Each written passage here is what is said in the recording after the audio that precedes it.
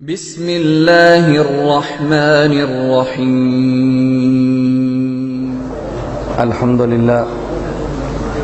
الحمد للہ وحدہ لا شریک لہ والصلاة والسلام علی من لا نبی بعدہ اما بعد فاعوذ باللہ من الشیطان الرجیم بسم اللہ الرحمن الرحیم تبارک الذی بیدہ الملک وهو علی کل شیء قدیر الذي خلق الموت والحياة ليبلوكم أيكم أحسن عملا اللهم صل على محمد وعلى آل محمد كما صليت على إبراهيم وعلى آل إبراهيم إنك حميد مجيد اللهم بارك على محمد وعلى آل محمد كما باركت على إبراهيم وعلى آل إبراهيم إنك حميد مجيد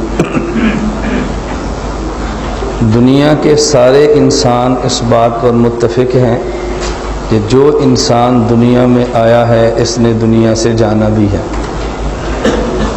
اس پر مسلمان اور کافر کسی میں کوئی اختلاف نہیں، سارے اس بات پر متفق ہیں کہ جس کو زندگی ملی ہے اس پر موت بھی آنی ہے، جو آیا ہے اس نے جانا بھی ہے۔ اس پر مسلمان اور کافر سارے متفق ہیں۔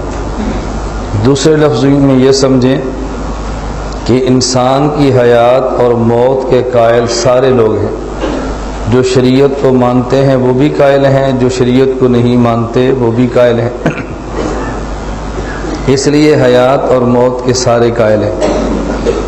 اور اگر دنیا میں دیکھیں تو پہلے ہماری حیات ہے اور حیات کے بعد پھر موت ہے، پہلے زندگی اور زندگی کے بعد موت۔ لیکن قرآن کریم نے تعبیر اس کے خلاف استعمال فرمائی ہے۔ تبارک الذی بیدہ الملک وہو علی کل شیء قدیر الذی خلق الموت والحیاۃ لیبلوکم ایکم احسن عملا۔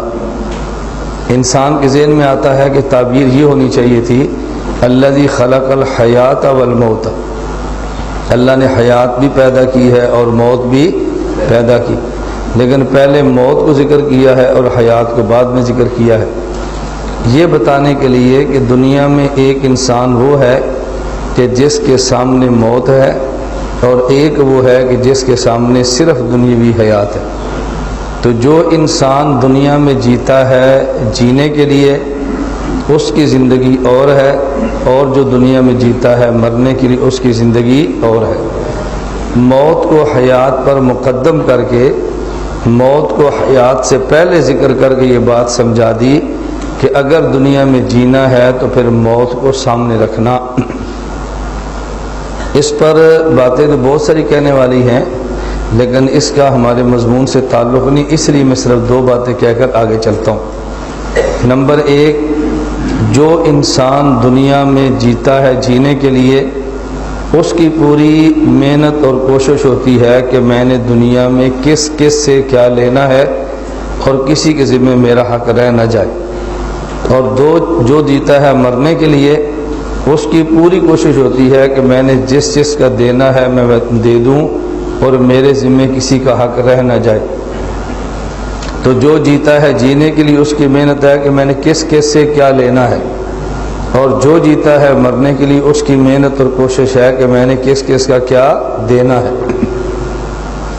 یہ تو انسان کی ذات کے حوالے سے ہے۔ ذات کے بعد اولاد کے حوالے سے جو دنیا میں جیتا ہے جینے کے لیے اس کی محنت کا محور یہ ہے کہ جب میں مر گیا تو میرے مرنے کے بعد میری اولاد کا کیا بنے گا، اور جو جیتا ہے مرنے کے لیے اس کی فکر یہ ہوتی ہے کہ جب میری اولاد مر گئی تو مرنے کے بعد میری اولاد کا کیا بنے گا۔ اس لیے اب ہم نے فیصلہ کرنا ہے کہ ہم نے جینے کے لیے جینا ہے یا مرنے کے لیے جینا ہے۔ قرآن کریم نے موت کا لفظ مقدم فرما کے بات سمجھا دی کہ تم نے جینا جینے کے لیے نہیں بلکہ تم نے جینا مرنے کے لیے۔ اور آپ یقین فرمائیں کہ ہمارے بہت سارے علمی اختلاف، نظریاتی اختلاف جو ذاتیات کے اختلاف کی حیثیت اختیار کر جاتے ہیں، اس کی وجہ بنیادی یہ ہے کہ موت ہمارے ذہن میں نہیں ہوتی، اور اگر موت، قبر اور حشر انسان کے ذہن میں ہو تو پھر انسان نظریاتی اختلاف کو کبھی بھی ذاتیاتی اختلاف نہیں بننے دیتا۔ انسان کو علمی اور نظریاتی اختلاف رکھنا چاہیے اور ذاتیات کے اختلاف کو دفن کر دینا چاہیے۔ ہماری ذات نے جب دفن ہو جانا ہے تو ذاتی اختلاف کو بھی دفن کر دیں، نظریات نے دفن نہیں ہونا، اس لیے نظریاتی اختلاف کو بھی دفن نہیں کرنا چاہیے۔ ہم نظریاتی اختلاف کو دفن کر دیتے ہیں لیکن ذاتیات کے اختلاف کو دفن کرنے کے لیے تیار نہیں ہوتے، حالانکہ دیانت کا تقاضا یہ ہے کہ ذاتیات کو دفن کر دیں اور نظریات کے اختلاف کو باقی رکھیں۔ تو یہ دعا بھی کریں اور کوشش بھی کریں اللہ تعالی ہم کو ذاتیات کے اختلاف سے محفوظ رکھے اور نظریات کے اختلافات جو دنیا میں موجود ہیں اور رہنے ہیں، اللہ ہمیں خالص نظریاتی اختلاف پر قائم رہنے کی توفیق عطا فرمائے۔ تو دنیا کے سارے انسان قائل ہیں کہ جس پر زندگی ملی، جس کو زندگی ملی اس پر موت بھی آنی ہے۔ مسلمان بھی سمجھتا ہے کہ موت آنی ہے اور کافر بھی سمجھتا ہے کہ موت آنی ہے، لیکن مسلمان اور کافر کے نظریہ موت میں فرق ہے، مسلمان اور کافر کے معنی موت میں فرق ہے۔ کافر کے ہاں موت کا معنی اور ہے اور مسلمان کے ہاں موت کا معنی اور ہے۔ مسلمان سمجھتا ہے کہ موت کا معنی ہے ایک جہان سے دوسرے جہان کی طرف منتقل ہو جانا، اور کافر سمجھتا ہے کہ موت کا معنی ہے اس جہان سے اس جہان کا ختم ہو جانا۔ تو مسلمان کے ہاں موت کا معنی انتقال ہے اور کافر کے ہاں موت کا معنی اختتام ہے، جسے میں سمجھانے کے لیے کہتا ہوں کہ ہمارے یہاں پنجابی زبان میں کافر سمجھتا ہے کہ موت کا معنی ہے مر گیا اور مک گیا، اور مسلمان سمجھتا ہے کہ مر گیا اور ٹر گیا۔ ٹر جانا اور ہے اور مک جانا اور ہے۔ تو کافر کے ہاں موت کا معنی اختتام زندگی اور مسلمان کے ہاں موت کا معنی انتقال زندگی۔ بات سمجھ رہے ہیں نا؟ کافر کے ہاں موت کا معنی اختتام زندگی اور مسلمان کے ہاں موت کا معنی انتقال زندگی۔ آپ نے پاکستان میں جتنی مساجد بھی دیکھی ہیں اور آپ نے جتنی عبادت گاہیں دیکھی ہیں، وہ مسلمانوں کی ہوں یا مسلمان نہ ہوں لیکن خود کو مسلمانوں میں شمار کرتے ہوں، جس عبادت گاہ میں بھی اعلان موت اور جنازے کا ہوگا، میں نے آج تک کوئی ایسا اعلان نہیں سنا کہ کسی مسلک اور فرقے کا آدمی یہ اعلان کرے کہ فلاں بزرگ ختم ہو گئے ہیں لہٰذا ان کا جنازہ پڑھو اور ثواب دارین حاصل کرو۔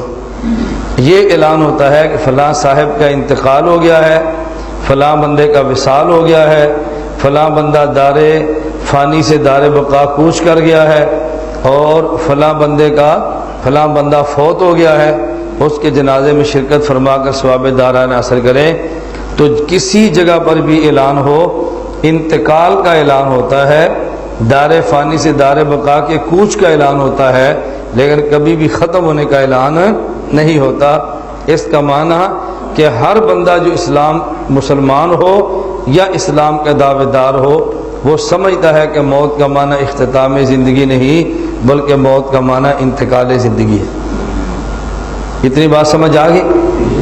اس بات کو سمجھانے کے لیے شاعر مشرق علامہ اقبال نے ایک شعر کہا ہے، غافل نے سمجھا ہے موت کو اختتام زندگی۔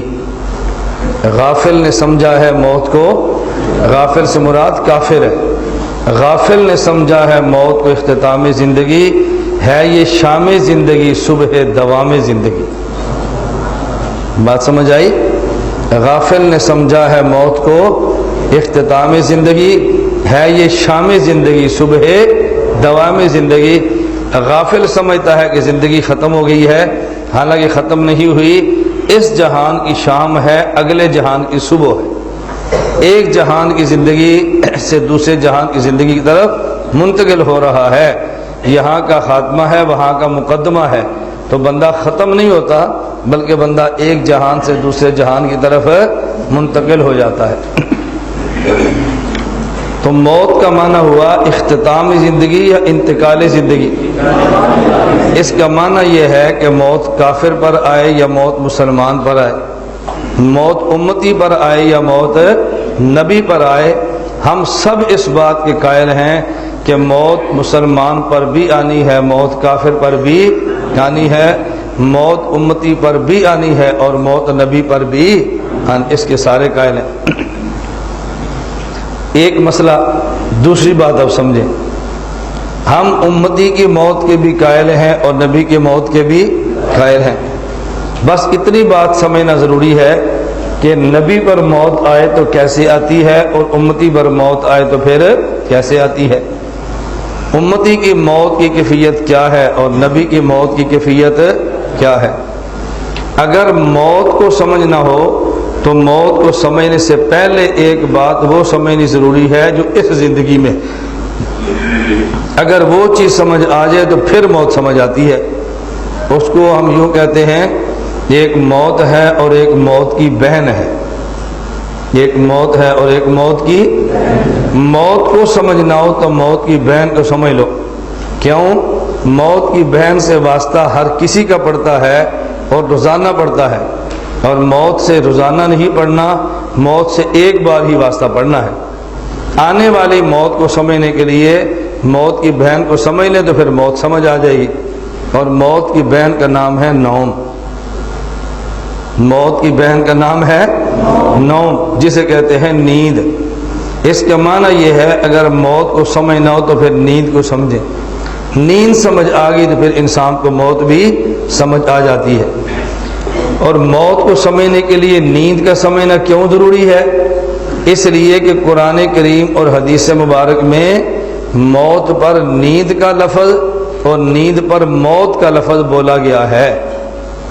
اس کو مولویوں کی زبان میں کہتے ہیں کہ قرآن اور احادیث میں موت پر نیند کا اطلاق اور نیند پر موت کا اطلاق ہوا ہے۔ یہ میں اطلاق کے ترجمے کیوں کرتا ہوں؟ تاکہ آپ خود بھی سمجھیں اور عوام کو سمجھانا بھی سیکھیں۔ ان کو کہہ دیں کہ موت پر نوم کا اطلاق ہوا ہے تو لوگ کیا سمجھیں گے؟ اطلاق کا مطلب طلاق ہے یا اطلاق کا معنی بولا گیا ہے؟ پہلے قرآن کریم دیکھ لیں، آپ نے آج صبح سورہ یاسین کی تلاوت کی ہے؟ بولتے نہیں کی ہے؟ کیوں کی ہے؟ آپ سب ثواب کے لیے پریشان پھر رہے ہیں اور ہم اپنے مدرسے کی ضروریات کے لیے پریشان پھر رہے ہیں۔ تمہارا مسئلہ جنت کا ہے اور ہمارا جنت سے پہلے دنیا کا بھی ہے۔ یاد ہے میں نے آپ کو پہلے دن کہا تھا کہ آپ نے یاسین کی تلاوت کرنی ہے، ثواب کی نیت بھی کریں اور سواد کی نیت بھی کریں، یاد ہے نا؟ میں نے آپ سے کہا تھا کہ ہماری ضروریات بہت ہیں جس کے ہمارے پاس اسباب اور وسائل نہیں ہیں، تو سورہ یاسین پڑھ کے دعا مانگا کریں کہ اللہ جو ہماری ضروریات ہیں مرکز کی اپنے خزانہ غیب سے پوری فرما دے۔ ضروریات موجود ہوں تو کام میں آسانی ہو جاتی ہے، کام تو کرنا ہی ہوتا ہے۔ آپ بتائیں اگر یہ جنریٹر نہ ہو سبق تو آپ نے پڑھنا ہے یا دوڑ جانا ہے؟ لیکن پریشانی تو ہونی ہے۔ اب اس پریشانی سے بچنے کے لیے ہم کتنی دگ و دو کرتے ہیں، اگر جنریٹر خراب ہے تو کرائے پر لاؤ، گیس نہیں ہے تو ڈیزل پر لاؤ۔ میں نے آپ سے بتایا تھا یہ جو ڈیزل والا جنریٹر ہے یہ 1 گھنٹے میں 700 روپے کا ڈیزل پیتا ہے۔ آپ اندازہ فرمائیں ایک رات پہ کتنا ڈیزل خرچ ہوتا ہے، تو اس سے آپ اندازہ فرمائیں آپ سے چندہ نہیں مانگتے، آپ سے سورہ یاسین مانگتے ہیں، اور ہم کہتے ہیں سورہ یاسین کو 2 حصوں میں تقسیم کر لیں، ثواب آپ لے لیا کریں اور پیسوں والا نیت ہماری کر لیا کریں۔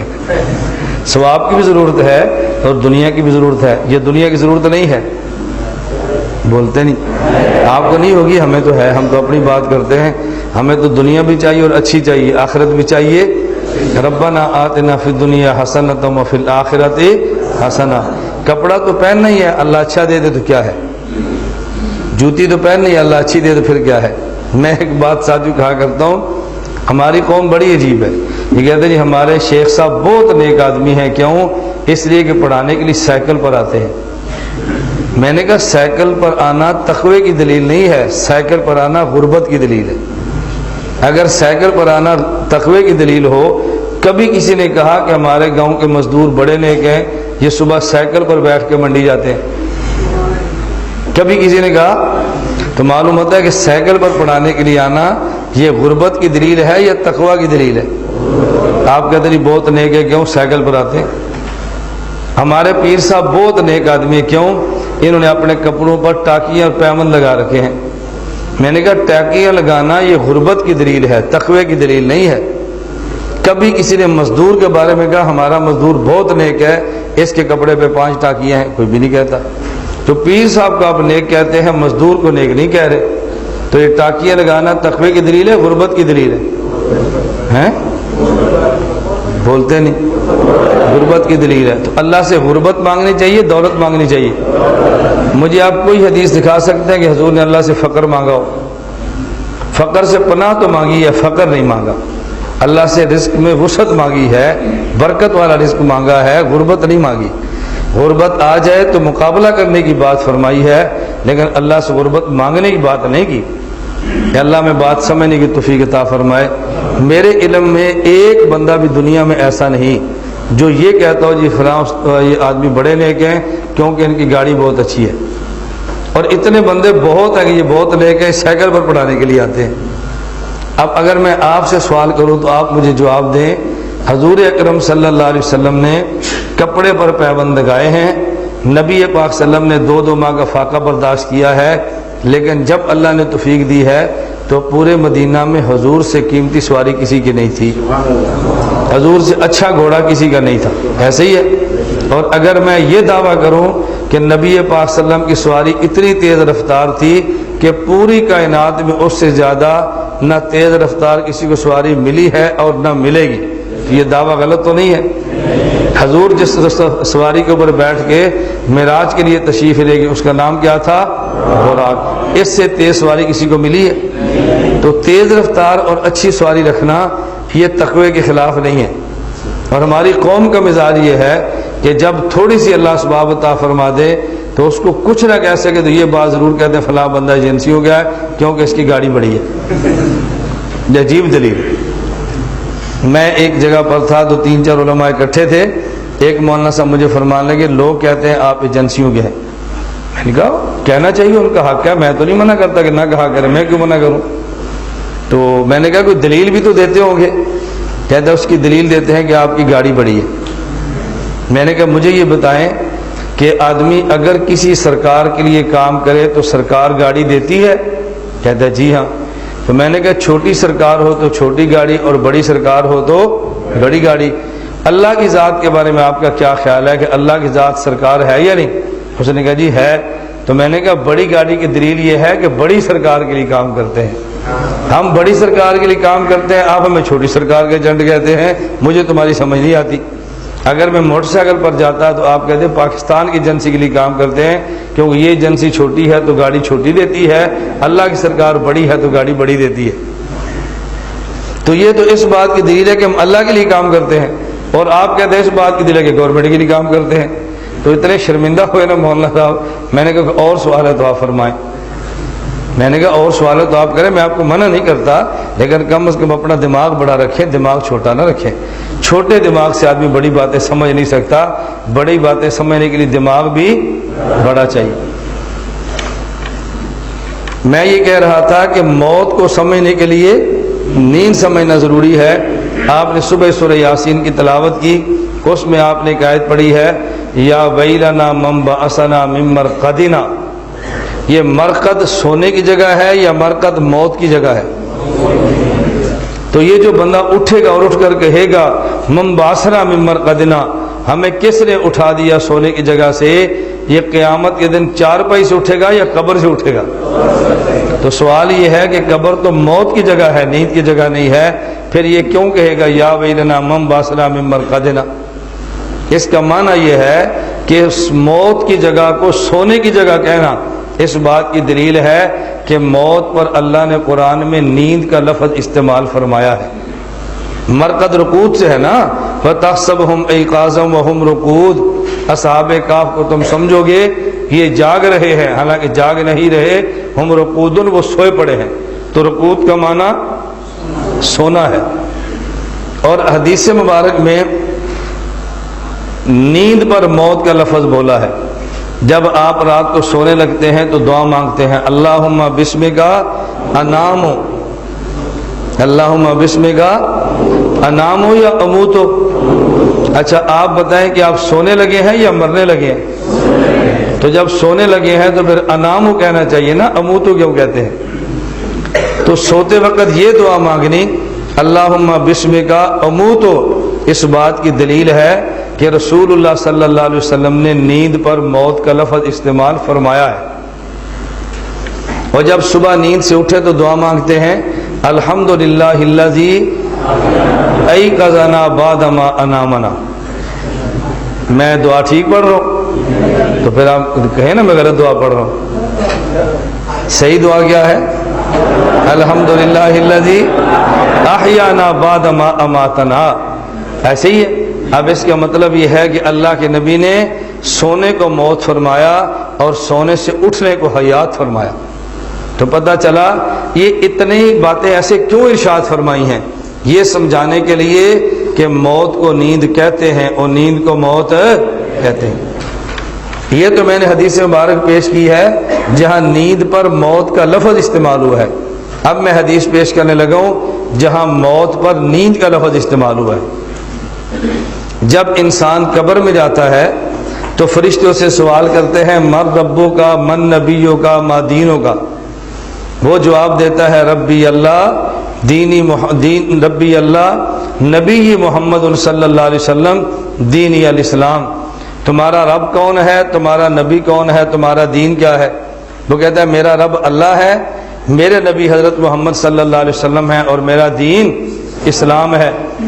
اب حدیث مبارک میں ہے فَيُنَادِي مُنَادٍ مِّنَ السَّمَاءِ أَفْرِشُوا لَهُ مِنَ الْجَنَّةِ، اس کو جنت کا لباس دو، وَالْبَسُوا لَهُ مِنَ الْجَنَّةِ أَلْبِسُوا لَهُ مِنَ الْجَنَّةِ، اس کو جنت کا لباس دو، وَافْتَحُوا لَهُ بَابًا إِلَى الْجَنَّةِ، اور جنت کا دروازہ کھول دو، فَيَأْتِيهِ مِن طِيبِهَا وَرَوْحِهَا، اس کی قبر میں پھر خوشبو جنت کی اور جنت کی ہوا آتی ہے۔ پھر فرشتہ کہتا ہے نم کا نومت العروس، آج ایسے سو جا جیسے پہلی رات کی دلہن سوتی ہے، ایسے سو جا جیسے پہلی رات کی دلہن سوتی ہے۔ اب اس کو کوئی نہیں اٹھائے گا، دلہن کو کوئی نہیں اٹھاتا جب تک گھر والے اٹھائیں، تو ورنہ دلہن کو اٹھانے کے لیے کوئی ہمت نہیں کرتا۔ نم کا نومت العروس، بتاؤ یہ قبر میں مویا پڑا ہے یا قبر میں سویا پڑا ہے؟ اور اللہ کے نبی نم فرما رہے ہیں یا مت فرما رہے ہیں؟ تو دیکھو مت کی بجائے نم کہنا اس بات کی دلیل ہے کہ اللہ کے نبی نے نیند پر موت پر نیند کا لفظ استعمال کیا ہے۔ یہ بات سمجھ آ گئی ہے؟ میں اس پہ دلیل پیش کر رہا تھا، اگر موت کو سمجھنا ہے تو پھر نیند کو سمجھو۔ اور یہ ایسی بات کیوں فرمائی، توجہ رکھے، یہ بات کیوں فرمائی؟ اس لیے کہ موت زندگی میں ایک بار آنی ہے اور نیند زندگی میں کئی بار آنی ہے۔ اس ایک بار آنے والی چیز کو اللہ نے کئی بار سے گزارا ہے تاکہ انسان کو موت سمجھ آ جائے۔ نیند سمجھ آئی تو پھر موت سمجھنا کوئی مشکل نہیں ہے۔ ایک درمیان میں بات آئی ہے تو میں اس پہ تھوڑی سی بات عرض کر دوں۔ اس حدیث کو میں نے دوبارہ پھر ذکر کرنا ہے جب میں نے موت کے بعد یہ کیفیات آپ کو سمجھانی ہے۔ صرف ایک بات سمجھ لیں کہ جب آدمی قبر میں سوال و جواب کے بعد اس پر موت آتی ہے تو فرشتہ کہتا ہے نم کا نومت العروس، پہلی رات کی دلہن کی طرح سو جا۔ سوال یہ ہے کہ فرشتہ نم بھی تو کہہ سکتا ہے نہ سو جا، یہ دلہن والی مثال ساتھ کیوں دی ہے؟ کلام نبوت کے آپ بلاغت کو دیکھیں، فرشتہ کہہ سکتا ہے نم سو جا، لیکن یہ نہیں کہا بلکہ کہا نم کا نومت العروس، دلہن کی طرح سو جا۔ یہ دلہن والی بات کا اضافہ کیوں کیا ہے؟ کراچی ایک جگہ میں نے اس طرح سبق پڑھایا تو سبق کے دوران ایک طالب علم کی چٹ آ گئی، استاد جی پہلی رات دلہن سوتی بھی ہے؟ استاد جی پہلی رات دلہن سوتی بھی ہے؟ ان کا خیال یہ ہے کہ پہلی رات آدمی سوتا نہیں، دل نہ سوتا ہے نہ سوتی ہے۔ اس لیے تعجب سے پوچھا کہ پہلی رات دلہن سوتی بھی ہے؟ میں نے کہا سوتی ہے لیکن اپنے کام سے فارغ ہونے کے بعد، اپنے کام سے فارغ ہونے کے بعد۔ میں نے تو 3 دلہن نمٹائی ہیں نا، اس لیے مجھے تو پتا ہے کہ سوتی ہے کہ نہیں سوتی۔ چلو ایک پر غلطی لگ جائے، 2 پر غلطی لگ جائے، تیسری پر تو غلطی نہیں لگتی نا۔ تو اب بات ذرا اچھی طرح سمجھیں، رسول اللہ صلی اللہ علیہ وسلم نے یہ کیوں فرمایا ہے کہ دلہن کی طرح سو جا؟ یہ فرشتہ بات کیوں کہتا ہے نم کا نومت العروس؟ یہ بات آپ نے اچھی طرح سمجھنی ہے۔ کلام نبوت کی آپ ذرا بلاغت دیکھیں، رسول اللہ صلی اللہ علیہ وسلم نے یہ بات کیوں فرمائی ہے۔ وجہ یہ ہے، نمبر 1، کسی لڑکی کو دیکھنے کے لیے کوئی لڑکا بےتاب ہے، وہ چاہتا ہے میں اس کو دیکھوں لیکن دیکھ نہیں سکتا۔ کیوں؟ اللہ سے بھی ڈرتا ہے اور خاندان سے بھی ڈرتا ہے۔ دل کرتا ہے میں اس کو ہاتھ لگاؤں لیکن ہاتھ نہیں لگا سکتا، اللہ سے بھی ڈرتا ہے اور خاندان سے بھی۔ دل کرتا ہے فلاں لڑکی کو دیکھوں لیکن دیکھتا کیوں نہیں؟ اللہ سے بھی ڈرتا ہے، خاندان سے بھی۔ دل کرتا ہے فلاں لڑکی کو ہاتھ لگاؤں، لگاتا کیوں نہیں؟ اللہ سے بھی ڈرتا ہے، خاندان سے بھی۔ دل کرتا ہے اس کو ٹیلی فون پہ بات کروں لیکن کیوں نہیں کرتا؟ اللہ سے بھی ڈرتا ہے، خاندان سے بھی۔ دل کرتا ہے اس کو میسج کروں، کیوں نہیں کرتا؟ اللہ سے بھی ڈرتا ہے، خاندان سے بھی۔ توجہ رکھے، توجہ۔ میں نے آپ سے کئی بار کہا ہے کہ میرے مزاج میں لطیفہ کوئی نہیں ہے، میں مسئلہ اس طرح سمجھاتا ہوں کہ بندے کے دماغ میں اتر جاتا ہے اور آدمی کو سمجھ نہیں آتی میں اتنی تمہید کیوں باندھ رہا ہوں۔ دل کرتا ہے لیکن کیوں نہیں کرتا یہ ساری کام؟ اللہ سے بھی ڈرتا ہے اور خاندان سے بھی۔ توجہ رکھنا۔ اب وہی لڑکی اگر آدمی کے نکاح میں بیوی بن کر آ جائے، توجہ، بیوی بن کے آ جائے، اب اس کو دیکھنے پہ بھی نہیں ڈرتا، نہ خدا کا ڈر ہے نہ ہی خاندان کا، ہاتھ لگانے پر بھی نہیں ڈرتا، نہ اللہ کا ڈر ہے نہ ہی خاندان کا ڈر ہے۔ تو جس کو دیکھنے سے بھی گھبراتا تھا خاندان کی وجہ سے، آج وہی بیوی اس کے کمرے میں ہے، وہی بیوی اس کے گھر میں ہے، باہر باپ بھی ہے، باہر بھائی بھی ہے، باہر ماں بھی ہے، اور باہر وہی خاندان کھڑا ہے کہ جس کی وجہ سے دیکھنے سے بھی ڈرتا تھا، آج اس کے ساتھ آرام کر رہا ہے لیکن کوئی بھی اس کو ڈر نہیں۔ توجہ رکھنا۔ بالکل اسی طرح آدمی قبر سے ڈرتا ہے، یہ خلوت کا گھر ہے، قبر سے ڈرتا ہے، اجنبیت کا گھر ہے، یہ قبر سے ڈرتا ہے، یہ اندھیروں کا گھر ہے، یہ قبر سے ڈرتا ہے، کیڑے اور مکوڑوں کا گھر ہے۔ لیکن جب کلمہ ایمان کے ساتھ آ جائے، اب آدمی کو قبر میں کوئی بھی ڈر نہیں۔ اللہ کے نبی نے یہ بات سمجھائی ہے، نم کا نومت العروس۔ آج فرشتہ کہتا ہے ایسے سو جا جیسے پہلی رات کی دلہن سوتی ہے۔ جس عورت کو چھونے کی، جس عورت کو دل کرتا تھا لیکن چھونے سے بھی ڈرتا تھا، وہ کلمہ نکاح کے ساتھ آ جائے، آج کوئی ڈر نہیں ہے، اور قبر میں کلمہ ایمان کے ساتھ آ جائے، آج تجھے بھی کوئی ڈر نہیں ہے۔ اب بات سمجھ آئیے؟ میں آپ کو بارہا کہتا ہوں، آپ درس حدیثوں میں بیٹھ کے سنیں گے نا، پھر حدیث ہمارے پاس پڑھنا، تو آپ کو حدیث کا لذت رہی تو مجھے پھر کہنا۔ یہ جن حدیث کی تنقیحات میں کرتا ہوں نا، آپ یہ حدیثیں درسگاہ حدیث میں بیٹھ کے پڑھ لیں، اور پڑھنے کے بعد پھر آئیں، پھر حدیث کو پڑھنا، تو پھر دیکھنا آپ کو حدیث کا لطف کتنا آتا ہے۔ کلام نبوت کی بلاغت سمجھے ہے؟ اچھا، دوسری بات سمجھے، یہ نم کا نومت العروس کیوں کہتا ہے؟ فرشتہ کے پہلی رات کی دلہن کی طرح سو جا۔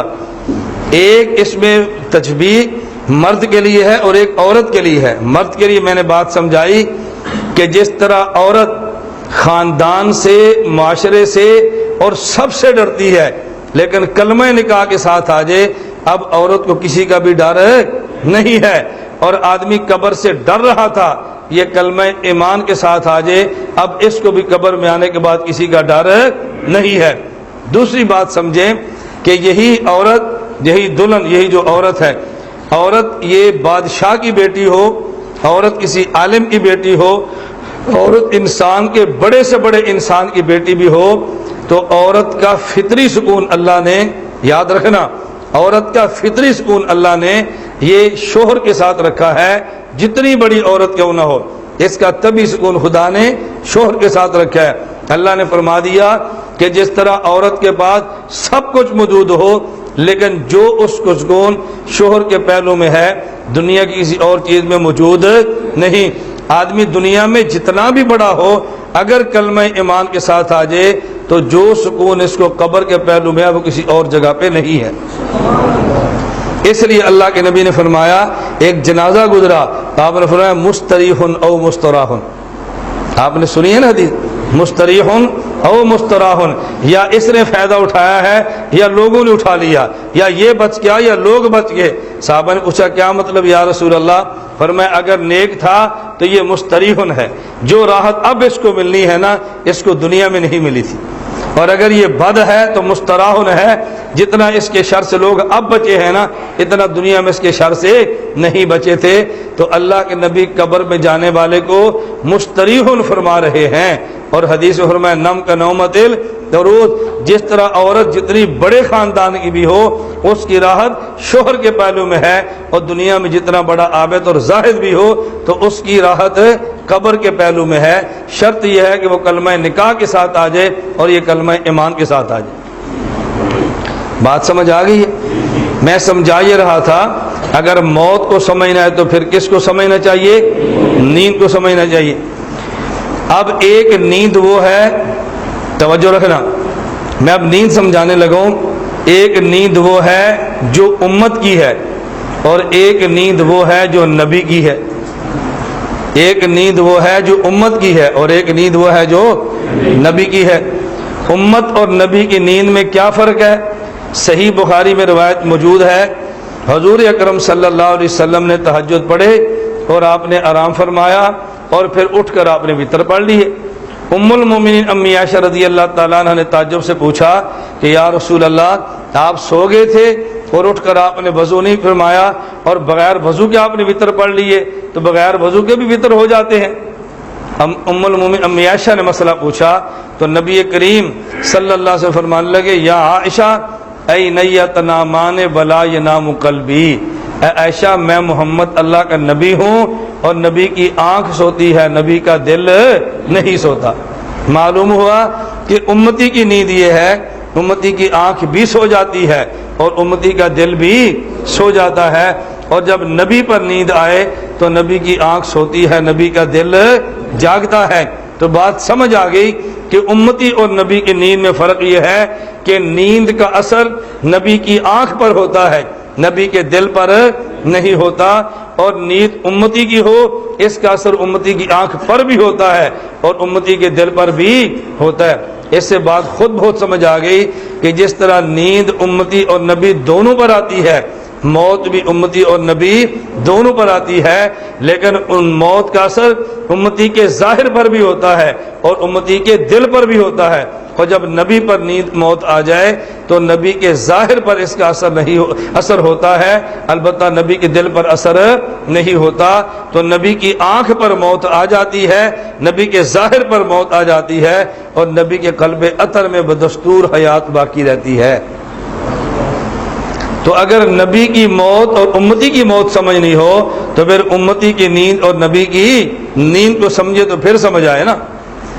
اب ایک بات سمجھنا کہ ان میں فرق کیسے موت کے بعد پڑتا ہے۔ جو اختلاف اللہ کے نبی کی موت میں ہوا وہ اختلاف اللہ کے نبی کی نیند میں ہوا۔ آپ کو یاد ہوگا میں نے ایک اصول عرض کیا تھا، اگر دو ماجور ہوں ان میں اختلاف ہو جائے تو دلیل میں محفوظ کو پیش کرتے ہیں، اور ماجور اور محفوظ میں اختلاف ہو جائے تو دلیل میں معصوم کو پیش کرتے ہیں۔ یاد ہے؟ ماجور سے مراد مجتہد، محفوظ سے مراد اور معصوم سے مراد نبی بھی ہیں، فرشتے بھی ہیں۔ اب بات اچھی طرح سمجھیں، حضور اکرم صلی اللہ علیہ وسلم دنیا سے تشریف لے گئے، نبی پاک صلی اللہ علیہ وسلم کی موت پر اختلاف ہو گیا، اور یہ صحیح بخاری میں اختلاف موجود ہے۔ حضرات صحابہ کرام رضی اللہ عنہم اجمعین نے فرمایا کہ حضور پر موت آ گئی ہے۔ حضرت عمر بن خطاب رضی اللہ عنہ فرمانے لگے کہ نہیں، حضور پر موت نہیں آئی۔ اگر کسی نے کہا نا موت آ گئی ہے، ابھی اللہ کی قسم حضور اٹھیں گے اور جس نے کہا موت آ گئی اس کے ہاتھ اور پاؤں کو کاٹ کے رکھ دیں گے۔ خبردار کسی نے کہا کہ حضور پر موت آئی ہے۔ صحابہ فرما رہے موت آ گئی ہے، اور عمر بن خطاب فرما رہے موت نہیں آئی۔ صحابہ کہتے ہیں حضور پر موت آ گئی ہے، عمر بن خطاب کہتے ہیں زندہ ہے۔ اب آدمی کو بڑا تعجب ہوتا ہے، حضرت عمر جیسا آدمی رضی اللہ تعالیٰ عنہ کیا اتنی بات نہیں سمجھ سکتے کہ موت آئی ہے یا موت نہیں آئی؟ اب یہ اختلاف ان لوگوں میں ہے جو محفوظ ہیں، تو جب محفوظ میں اختلاف ہو جائے تو پھر دلیل میں معصوم کو پیش کرتے ہیں۔ اسی صحیح بخاری میں روایت موجود ہے، رسول اکرم صلی اللہ علیہ وسلم آرام فرما رہے تھے، سو رہے تھے، دو فرشتے آگے، ایک نے کہا حضور سو رہے ہیں، ایک نے کہا جاگ رہے۔ ایک نے کہا سو رہے ہیں اور دوسرے نے کہا جب حضور پہ موت آ گئی تو صحابہ نے کہا موت ہے، عمر نے کہا حیات ہے۔ وہ جب سو رہے ہیں ایک فرشتے نے کہا نیند ہے اور دوسرے نے کہا بیداری ہے۔ نبی کریم صلی اللہ علیہ وسلم اٹھے تو آپ نے اٹھ کر مسئلہ سمجھایا، میں سویا ہوا تھا، ایک فرشتہ کہہ رہا تھا سو رہے ہیں اور ایک کہتا جاگ رہے ہیں۔ اللہ کے نبی نے فرمایا دونوں ٹھیک کہتے ہیں۔ کیوں؟ جس کی نگاہ میری آنکھ پر تھی اس نے کہا حضور سو رہے ہیں، اور جس کی نگاہ میرے دل پر تھی اس نے کہا حضور جاگ رہے ہیں۔ جس کی نگاہ میری آنکھ پر تھی اس نے کہا حضور سو رہے ہیں، اور جس نے کہا نگاہ میرے دل پر تھی اس نے کہا حضور جاگ رہے ہیں۔ تو جن صحابہ کی نگاہ حضور کی آنکھ پر تھی انہوں نے کہا حضور پہ موت آ گئی ہے، اور عمر کی نگاہ حضور کے دل پر تھی انہوں نے کہا موت نہیں آئی بلکہ حضور زندہ ہیں۔ اس لیے کہ نبی کے ظاہر پر موت آتی ہے اور نبی کے قلب اطہر میں حیات باقی رہتی ہے۔ بات سمجھ آ گئی؟ حضرت ابوبکر صدیق رضی اللہ تعالیٰ عنہ کی نگاہ نبی کی آنکھ پر بھی ہے، نبی کے دل پر بھی ہے۔ صدیق سے زیادہ حضور کے مزاج کو کوئی نہیں سمجھتا۔ حضرت صدیق اکبر نے بات سمجھائی کہ دیکھو جس طرح نبی پر نیند آتی ہے اور نبی کی نیند اتنی ہی ہوتی ہے کہ آنکھ پر آ جاتی ہے اور دل پر نہیں آتی، نبی کی موت بھی اتنی ہی ہوتی ہے، ظاہر پر آ جاتی ہے اور دل پر نہیں آتی۔ نبی کی نیند دل پر نہ بھی ہو لیکن کہتے تو یہی ہے نا کہ نیند آ گئی ہے، اور حضور کے دل میں موت نہ بھی ہو، عمر کہنا تو یہی ہے نا کہ موت آ گئی ہے، یہ تو نہ کہو کہ موت آئی نہیں ہے۔ اگرچہ حضور کا دل جاگ رہا ہو لیکن یہ تو نہیں کہتے حضور سوئے نہیں ہے۔ ہوتی نیند اتنی ہے کہ دل جاگتا رہے، موت ہوتی اتنی ہے کہ دل میں حیات رہے، لیکن جس طرح جب دل میں جاگنا ہو پھر بھی کہتے ہیں نیند آ گئی ہے، تو قلب اطہر زندہ ہو تو پھر بھی کہنا ہے موت آ گئی ہے۔ حضرت عمر نے کہا مجھے مسئلہ سمجھ آ گیا۔ آپ کو سمجھ آیا؟ اور آپ کو سمجھ آیا؟ میں تو مسئلہ سمجھا رہا ہوں۔ ذرا اس پہ ذرا تھوڑی سی آپ گفتگو سے بات فرما لیں جو میں بھی بات کہنے لگا ہوں، کہ یہ جو ہم کہتے ہیں کہ حضور اکرم صلی اللہ علیہ وسلم کے ظاہر پر موت ہے اور حضور کے قلب اطہر پر حیات ہے، حضور کے اندر حیات ہے اور ظاہر پر موت ہے، اس پر دلائل کون سے قلب اطہر میں حیات ہے؟ ایک تو میں نے آپ کو ویسے بات سمجھائی ہے نا کہ موت کو سمجھنا ہو تو نیند کو سمجھے، نبی کی نیند جدا ہے اور امتی کی نیند جدا ہے، تو نبی کی موت بھی جدا ہے، امتی کی موت بھی جدا ہے۔ ذرا اس پہ دو چار دلائل اچھی طرح سمجھیں۔ قاسم العلوم والخیرات حضرت مولانا محمد قاسم ننوتوی رحمۃ اللہ علیہ کی تحقیق سماعت فرمائیں۔ حضرت مولانا قاسم ننوتوی رحمۃ اللہ علیہ فرماتے ہیں کہ حضور اکرم صلی اللہ علیہ وسلم نے فرمایا کہ دیکھو نبی کا کوئی وارث نہیں ہوتا، نبی کا کوئی وارث۔ جب حضرت زہرا رضی اللہ تعالیٰ عنہ نے حضرت ابوبکر صدیق رضی اللہ تعالیٰ عنہ سے باغ فدق میں اپنا حق مانگا تو حضرت ابوبکر صدیق نے فرمایا کہ نہیں زہرا، باغ فدق میں تمہیں اس لیے حصہ نہیں دے سکتے کہ اللہ کے نبی نے خود فرمایا تھا کہ نبی کا کوئی وارث نہیں ہوتا، ما ترکنا فہو صدقۃ، حضور نے جو مال پہ چھوڑا ہے وہ امت میں بطور وراثت تقسیم نہیں ہوتا بلکہ امت میں صدقہ ہو جاتا ہے، امت میں بطور وراثت تقسیم نہیں ہوتا۔ حضرت مولانا ننوتوی رحمہ اللہ فرماتے ہیں نبی کے مال کا وراثت میں تقسیم نہ ہونا اس بات کی دلیل ہے کہ نبی کے قلب اطہر میں حیات موجود ہے۔ آپ کہیں جی وہ کیسے؟ جب تک آدمی زندہ ہو آدمی کا مال وراثت میں تقسیم نہیں ہوتا، مال وراثت میں تقسیم تب ہوتا ہے جب آدمی پر موت آ جائے اور اس کی ملک سے مال نکل جائے، اب ورثہ میں تقسیم ہوگا، اور جب تک اس کی ملک میں مال موجود ہے ابھی تک ورثہ میں مال تقسیم نہیں ہوگا۔ اللہ کے نبی کا دنیا سے چلا جانا اور مال تقسیم نہ ہونا اس بات کی دلیل ہے کہ نبی کریم صلی اللہ علیہ وسلم کا مال آپ کی ملک سے نہیں نکلا، ملک سے مال نکلنے کے لیے موت ضروری ہے، اور نبی کے ظاہر پر موت آ گئی ہے اور قلب اطہر میں چونکہ حیات باقی ہے اس لیے نبی کا مال نبی کا مملوک ہے۔ جب تک قلب میں حیات رہے گی تو پیغمبر کا مال نہ ملک سے نکلے گا اور نہ ہی امت کے اندر بطور وراثت تقسیم ہوگا۔ بطور وراثت تقسیم نہ ہونا اس بات کی دلیل ہے کہ حضور اکرم صلی اللہ علیہ وسلم کے قلب اطہر میں حیات ابھی تک موجود ہے۔ اچھا، مال وراثت میں تقسیم تو نہیں ہوتا، لیکن مال امت میں صدقہ تو بن جاتا ہے نا۔ مولانا نانوتوی فرماتے ہیں یہ مال کا صدقہ بننا بھی اس بات کی دلیل ہے کہ حضور کے قلب اطہر میں حیات موجود ہے۔ نانوتوی کے استدلال دیکھیں، کیوں؟ فرمانے لگے کہ مال صدقہ اس وقت بنتا ہے جب بوقت تصدق متصدق زندہ ہو۔ نہیں سمجھ آئی؟ مال صدقہ کب بنتا ہے؟ بوقت تصدق متصدق۔ بھئی میرا مال صدقہ تب بنے گا نا جب میں زندہ بھی ہوں، جب میں زندہ نہیں تو میرا مال صدقے میں کیسے آپ غریبوں کو دیں گے؟ بات سمجھ آ رہی ہے؟ بھائی اگر میرا مال صدقہ غریبوں کو ملے تبھی ہوگا جب میں زندہ ہوں، اگر میں زندہ نہیں ہوں پھر تو میرا مال ہی نہیں ہے۔ اب یہ مال وراثت بنے گا نا، اب یہ مال صدقہ تو نہیں بنے گا۔ مولانا نانوتوی فرماتے ہیں یہ جو اللہ کے نبی نے فرمایا ما ترکنا، جو مال ہم نبی چھوڑ کر جائیں وہ مال وراثت میں تقسیم نہیں ہوتا بلکہ امت میں صدقہ ہو جاتا ہے۔ فرماتے ہیں صدقہ تبھی بنتا ہے کہ صدقہ دیتے وقت صدقہ کرنے والا زندہ ہو۔ اس کا مطلب یہ ہے نبی پہ موت آ رہی ہے اور نبی کا مال صدقہ بن رہا ہے۔ اس کا معنی یہ ہوا کہ ظاہر پہ موت موجود ہے اور قلب اطہر میں حیات موجود ہے۔ حضور دنیا سے جا رہے ہیں اور مال صدقہ بن رہا ہے، تو جا رہے ہیں کہ ظاہر پر موت آ گئی ہے اور صدقہ بن رہا ہے کہ قلب اطہر میں حیات ابھی باقی ہے، قلب اطہر میں حیات ابھی باقی ہے۔ اس لیے مولانا نانوتوی فرماتے ہیں کہ نبی کی موت الگ ہے اور امت کی موت الگ ہے۔ یہ تو میں نے آپ کے سامنے حدیث پیش کی ہے نا، آپ قرآن کریم بھی ذرا دیکھ لیں۔ قرآن کریم بھی، قرآن کریم میں ہے انک میت و انہم میتون۔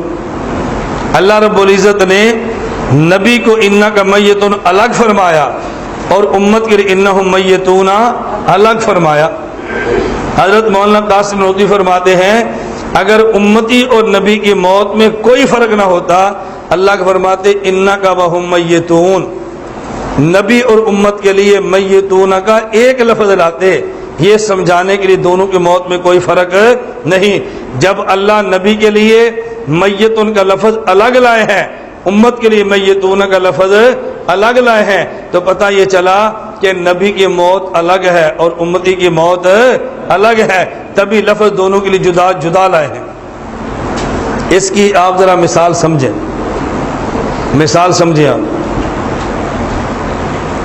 میں آپ کے جلسے پر بطور مہمان آیا اور جلسے کے اختتام پر آپ نے اعلان کر دیا بھئی تمام حضرات تشریف رکھے، تمام حضرات ادھر ہی تشریف رکھے جلسہ گاہ میں، تو کھانا کھا کر جائیں۔ اعلان ہو گیا اسٹیج سے، سب تشریف رکھے اپنی جگہ پہ اور کھانا کھا کر جائیں۔ اب بیان ختم ہو گیا، دعا ہوگی، اعلان ہوا، تو میں بھی اسٹیج سے اترا اور بیٹھ گیا۔ آپ کہتے نہیں مولانا صاحب آپ کا کھانا ادھر ہے، ان کا کھانا ادھر ہے اور آپ کا کھانا ادھر ہے، تو یہ جو آپ نے اعلان کیا تھا کھانا سارے کھا کر جائیں، آپ بھی بیٹھ کے مجمع اور میں بھی بیٹھ گیا، اور یہ جو آپ خطیب صاحب سے کہتے ہیں کہ جی ان کا کھانا ادھر ہے اور آپ کا کھانا ادھر ہے، تو پتہ چلا کہ کھانا سب نے کھانا ہے لیکن ان کا کھانا اور ہے اور آپ کا کھانا اور ہے۔ انک میت و انہم میتون سے پتہ چلا کہ موت سب پہ آنی ہے، نبی پر بھی آنی ہے، امتی پر بھی آنی ہے۔ نبی کے لیے میتون الگ لانا، امت کے لیے میتون الگ لانا، یہ اس بات کی دلیل ہے موت آنی تو سب پر ہے لیکن نبی کی موت جدا ہے، امتی کی موت جدا ہے۔ میں سمجھا رہا تھا اگر موت کو سمجھنا ہے تو پھر کس کو سمجھے؟ نیند کو، اور جب تک نیند سمجھنا ہے بندے کو موت سمجھ آ سکتی ہی نہیں۔ تو جو لوگ یہ کہتے ہیں کہ ہم موت نہیں مانتے وہ ہمارے اوپر الزام لگاتے ہیں اور جھوٹ بولتے ہیں۔ علماء دیوبند پیغمبر کے لیے بھی موت کے قائل ہیں اور امت کے لیے بھی موت کے قائل ہیں، لیکن موت اور موت میں فرق کیا ہے؟ حضرت نانوتوی رحمۃ اللہ علیہ نے ایک جملے میں بات بڑی عجیب فرمائی ہے کہ امتی کی موت مزیل حیات ہے اور نبی کی موت ساتر حیات ہے۔ امتی کی موت مزیل حیات ہے اور نبی کی موت ساتر حیات ہے۔ جب امتی پر موت آتی ہے تو حیات بالکل ختم ہو جاتی ہے، اور جب نبی پر موت آتی ہے تو حیات چھپ جاتی ہے۔ تو نبی کی موت حیات کو چھپا لیتی ہے اور امتی کی موت حیات کو ختم کر دیتی ہے۔ نبی کی موت ساتر حیات اور امتی کی موت مزیل حیات۔ اور اس پر ایک دو نہیں احادیث موجود ہے اس مسئلے کو سمجھنے کے لیے۔ مثلا یہ جو قیامت کے دن سور پھونکا جائے گا، پہلا سور پھونکیں گے تو سارے کے سارے مر جائیں گے، اور دوسرا سور پھونکیں گے تو سارے زندہ ہو جائیں گے۔ آپ صحیح بخاری میں دیکھ لیں اور آپ روایات دیکھ لیں، خود حضور اکرم صلی اللہ علیہ وسلم نے حضرت موسیٰ علیہ السلام کی خصوصیت یہ خود بیان فرمائی ہے کہ موسیٰ علیہ السلام کے بارے میں یہ نہیں ہے کہ قیامت کے دن جیسے عام لوگوں پر غشی آئے گی تو موسیٰ علیہ السلام پر بھی آئے گی۔ کیوں؟ وہ دنیا میں اس مصیبت سے گزر چکے ہیں، اللہ پاک ان کو قیامت کے دن کی غشی سے بھی محفوظ فرما لیں گے۔ اور اللہ کے نبی اپنے بارے میں بات فرما رہے ہیں کہ دیکھیے جب قیامت کے دن لوگ اٹھیں گے نا، پہلا جب سور پھونکا جائے گا تو موت آ جائے گی، اور دوسرا سور پھونکا جائے گا تو اٹھیں گے۔ اللہ کے نبی نے عجیب بات فرمائی ہے کہ بقیہ کے لیے اٹھنے کی بات ہے اور اپنے لیے افاقے کی بات ہے۔ اپنے لیے محدثین نے لکھا ہے کہ انبیاء کا معاملہ یہ نہیں ہے کہ نبی قبر میں وفات شدہ ہیں اور نبی زندہ ہوں گے۔ نبی کی حیثیت ایسے ہے کہ جیسے آدمی سو جائے، سمجھانے کے لیے تفصیل دی ہے، اور پھر اس کو اٹھا دے۔ تو نبی کی موت اور طرح کی ہے اور امتی کی موت اور طرح کی ہے، اس لیے نبی کی موت جدا ہوتی ہے، امت کی موت جدا ہوتی ہے۔ مولانا ننوتوی نے اس کو کیسے سمجھایا کہ نبی کی موت ساتر حیات ہے اور امتی کی موت مزیل حیات ہے۔ اللہ میں یہ بات سمجھنے کی توفیق عطا فرمائے۔ تو ہم نبی کی موت کے قائل ہیں یا منکر ہیں؟ نبی کی موت کے بھی قائل ہیں، امتی کی موت کے بھی قائل ہیں۔ نبی کی موت جدا ہے، امت کی موت جدا ہے۔ یہ تو تب ہے جب موت آئی ہے۔ موت کے بعد کا معاملہ قبر کا، وہ بھی امتی کا الگ ہے اور وہ بھی نبی کا الگ ہے۔ ایک بات میں پھر عرض کر دوں اگلی بات شروع کرنے سے پہلے، دلائل تو آگے آنے اس میں بات چلنی ہے، لیکن میں وضاحت تھوڑی سی پیش کر دوں اس معنی کو مزید سمجھانے کے لیے۔ دیکھیں اس بات کو تو سارے ہی مانتے ہیں کہ انبیاء علیہ السلام جب دنیا سے رخصت ہو جائے اور انبیاء پر موت آ جائے تو نبی کی بیوی سے امت کا نکاح کرنا جائز نہیں، نبی کی بیوی کا امت کے ساتھ نکاح حرام ہے۔ اب اگر آپ کسی آدمی سے پوچھیں کہ نبی کی بیوی کے ساتھ امت کا نکاح حرام کیوں ہے تو وجہ کیا بیان کی جاتی ہے؟ بتائیں، اونچی آواز سے کہیں۔ نمبر ایک وجہ کہ امت کی ماں ہے اور ماں کے ساتھ نکاح نہیں ہوتا، اور نبی قبر میں زندہ ہے اور زندہ کی بیوی کے ساتھ نکاح نہیں ہوتا۔ کوئی اور وجہ؟ دو ہی وجہ ہے نا۔ پیغمبر کی بیوی کے ساتھ امتی کا نکاح کیوں جائز نہیں؟ بعض علماء نے فرمایا، اس لیے آپ علماء ہیں نا سارے، اس لیے میں کہہ رہا ہوں، بعض علماء نے فرمایا اس لیے کہ امت کی ماں ہے اور ماں کے ساتھ بیٹے کا نکاح نہیں ہوتا، اور دوسری وجہ بیان فرمائی اس لیے کہ نبی پاک قبر میں زندہ ہیں اور زندہ کی بیوی کے ساتھ کسی کا نکاح نہیں ہوتا۔ اب میں دونوں پہ ہلکے سے اشارے کرنے لگا ہوں۔ آپ یہ بتائیں کہ نبی کی بیوی امت کی ماں ہے، یہ ماں جسمانی ہے یا ماں روحانی ہے؟ استاذ کی بیوی شاگرد کی ماں ہے یا نہیں؟ جسمانی یا روحانی؟ تو استاذ کی موت کے بعد شاگرد کا استاد کی بیوی سے نکاح ہو سکتا ہے یا نہیں؟ آپ تو کہتے روحانی ماں سے نکاح نہیں ہو سکتا۔ اب روحانی ماں سے نکاح کیسے ہو گیا؟ پیر کی بیوی مرید کی ماں ہے یا نہیں؟ جسمانی یا روحانی؟ تو پیر کی بیوی کی پیر کی وفات کے بعد پیر کی بیوی کے ساتھ مرید کا نکاح ہو سکتا ہے یا نہیں؟ آپ تو کہتے روحانی ماں سے نکاح نہیں ہو سکتا، اب کیسے ہو گیا؟ جی نہیں، پیر کے مرنے کے بعد، زندہ پیر تمہیں کہاں دیکھا؟ مرنے کے بعد کہہ رہا ہوں، زندہ پیر تو تلاش کرتا پھرتا ہے، وہ اپنی کیسے دیتا ہے؟ بات سمجھ آ گئی ہے؟ دوسری بات آپ سمجھیں، آپ نے کہا جی نبی کی بیوی کے ساتھ امتی کا نکاح اس لیے جائز نہیں کہ اس لیے کہ نبی اپنی قبر میں زندہ ہے اور زندہ کی بیوی کے ساتھ نکاح نہیں ہو سکتا۔ اچھا آپ بتائیں شہید زندہ ہے یا نہیں؟ شہید کی بیوی سے امتی کا کسی اور کا نکاح ہو سکتا ہے؟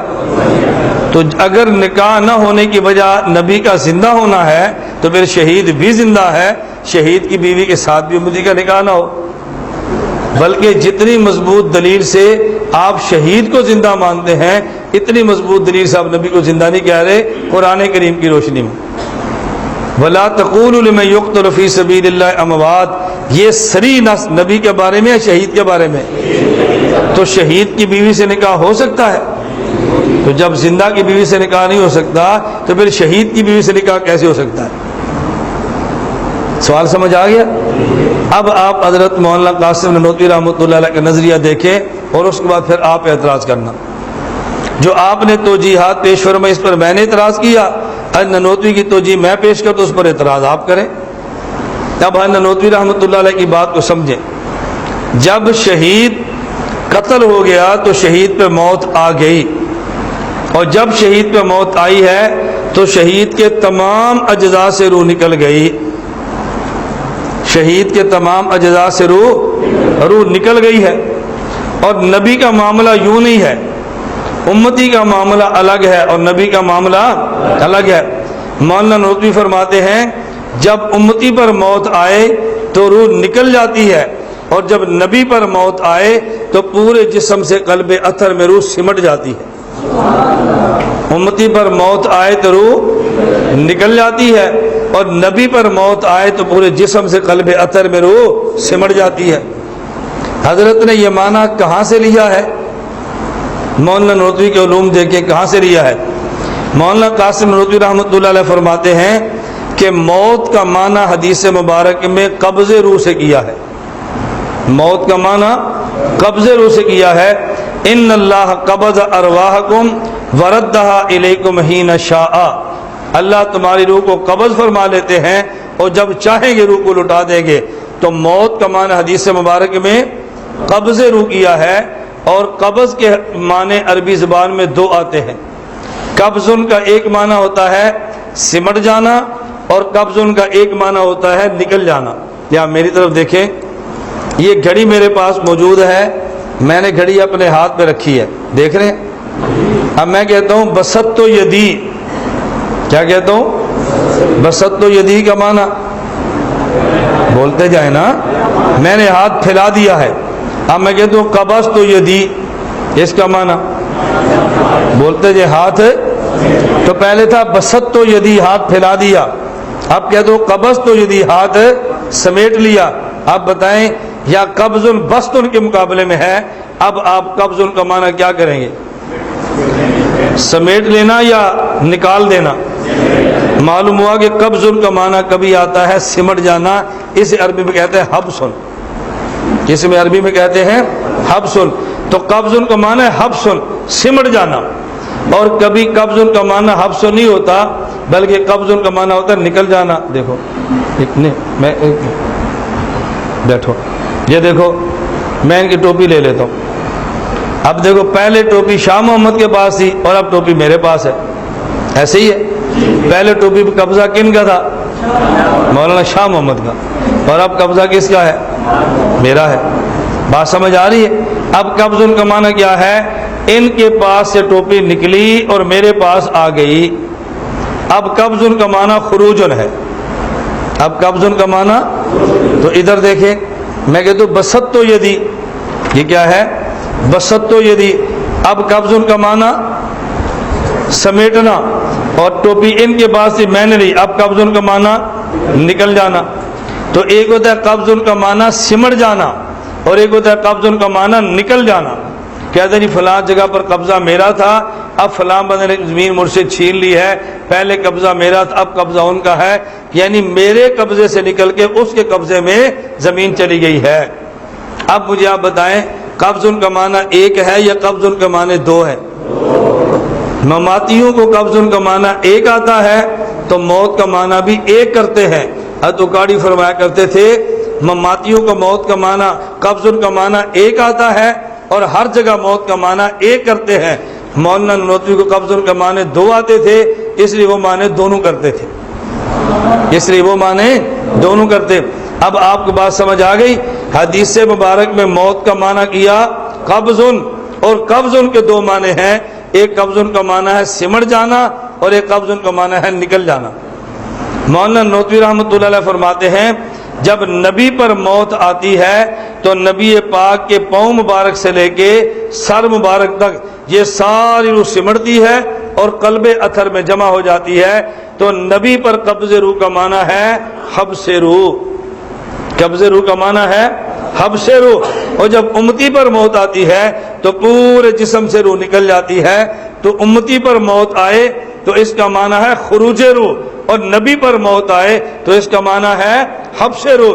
اس لیے کہ موت ان کا معنی قبض ہے اور قبض ان کا معنی کبھی حبس ہوتا ہے اور کبھی قبض کا معنی خروج ہوتا ہے. جب موت کی نسبت امت کی طرف ہو تو پھر معنی خروج والا ہوگا، اور جب موت کی نسبت نبی کی طرف ہو تو پھر معنی حبس والا ہوگا. نبی پر موت آئی تو روح سمٹ گئی اور امتی پر موت آئی تو روح نکل گئی. اب بتاؤ مولانا نانوتوی رحمۃ اللہ علیہ نے موت مانی ہے یا نہیں مانی؟ بولو، موت مانی ہے کہ نہیں مانی؟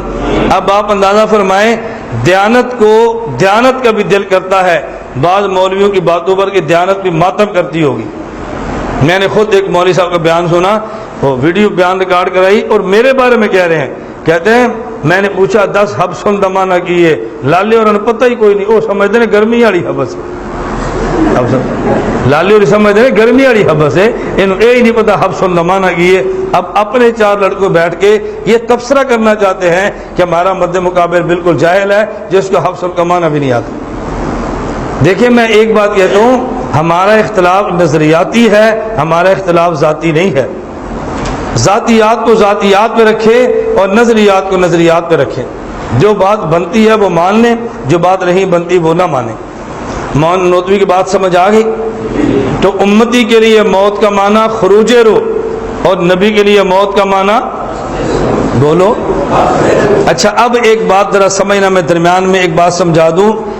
جب نبی پر موت آتی ہے اور نبی کے قلب اثر میں روح سمٹ جاتی ہے تو قلب اثر میں سمٹتی ہے تو بعض اعضاء سے نکلتی ہے یا نہیں نکلتی؟ اچھی طرح بات سمجھنا. جب پیغمبر پر موت آئے قلب اثر میں روح سمٹتی ہے تو یہ بتائیں کہ باقی اعضاء سے نکلتی ہے یا نہیں؟ اب دیکھو پاؤں مبارک سے نکلی ہے تو قلب اثر میں آ گئی ہے، سر مبارک سے نکلی ہے تو قلب اثر میں آ گئی ہے. اس کا مطلب یہ ہے کہ باقی اعضاء سے نکلتی ہے، قلب اثر میں سمٹتی ہے. تو پیغمبر کے لیے قبض کا ایسا معنی ہے جہاں خروج بھی موجود ہے، حبس بھی موجود ہے. نبی کامل ہوتا ہے نا، نبی کامل ہے. اور کمال نبوت دیکھے امتی پر موت آئی تو صرف آدھا معنی خروجن والا ہے، اور جب پیغمبر پر موت آئی تو پورا معنی ہے کہ بعض اعضاء سے نکل گئی ہے اور بعض اعضاء میں سمٹ گئی ہے.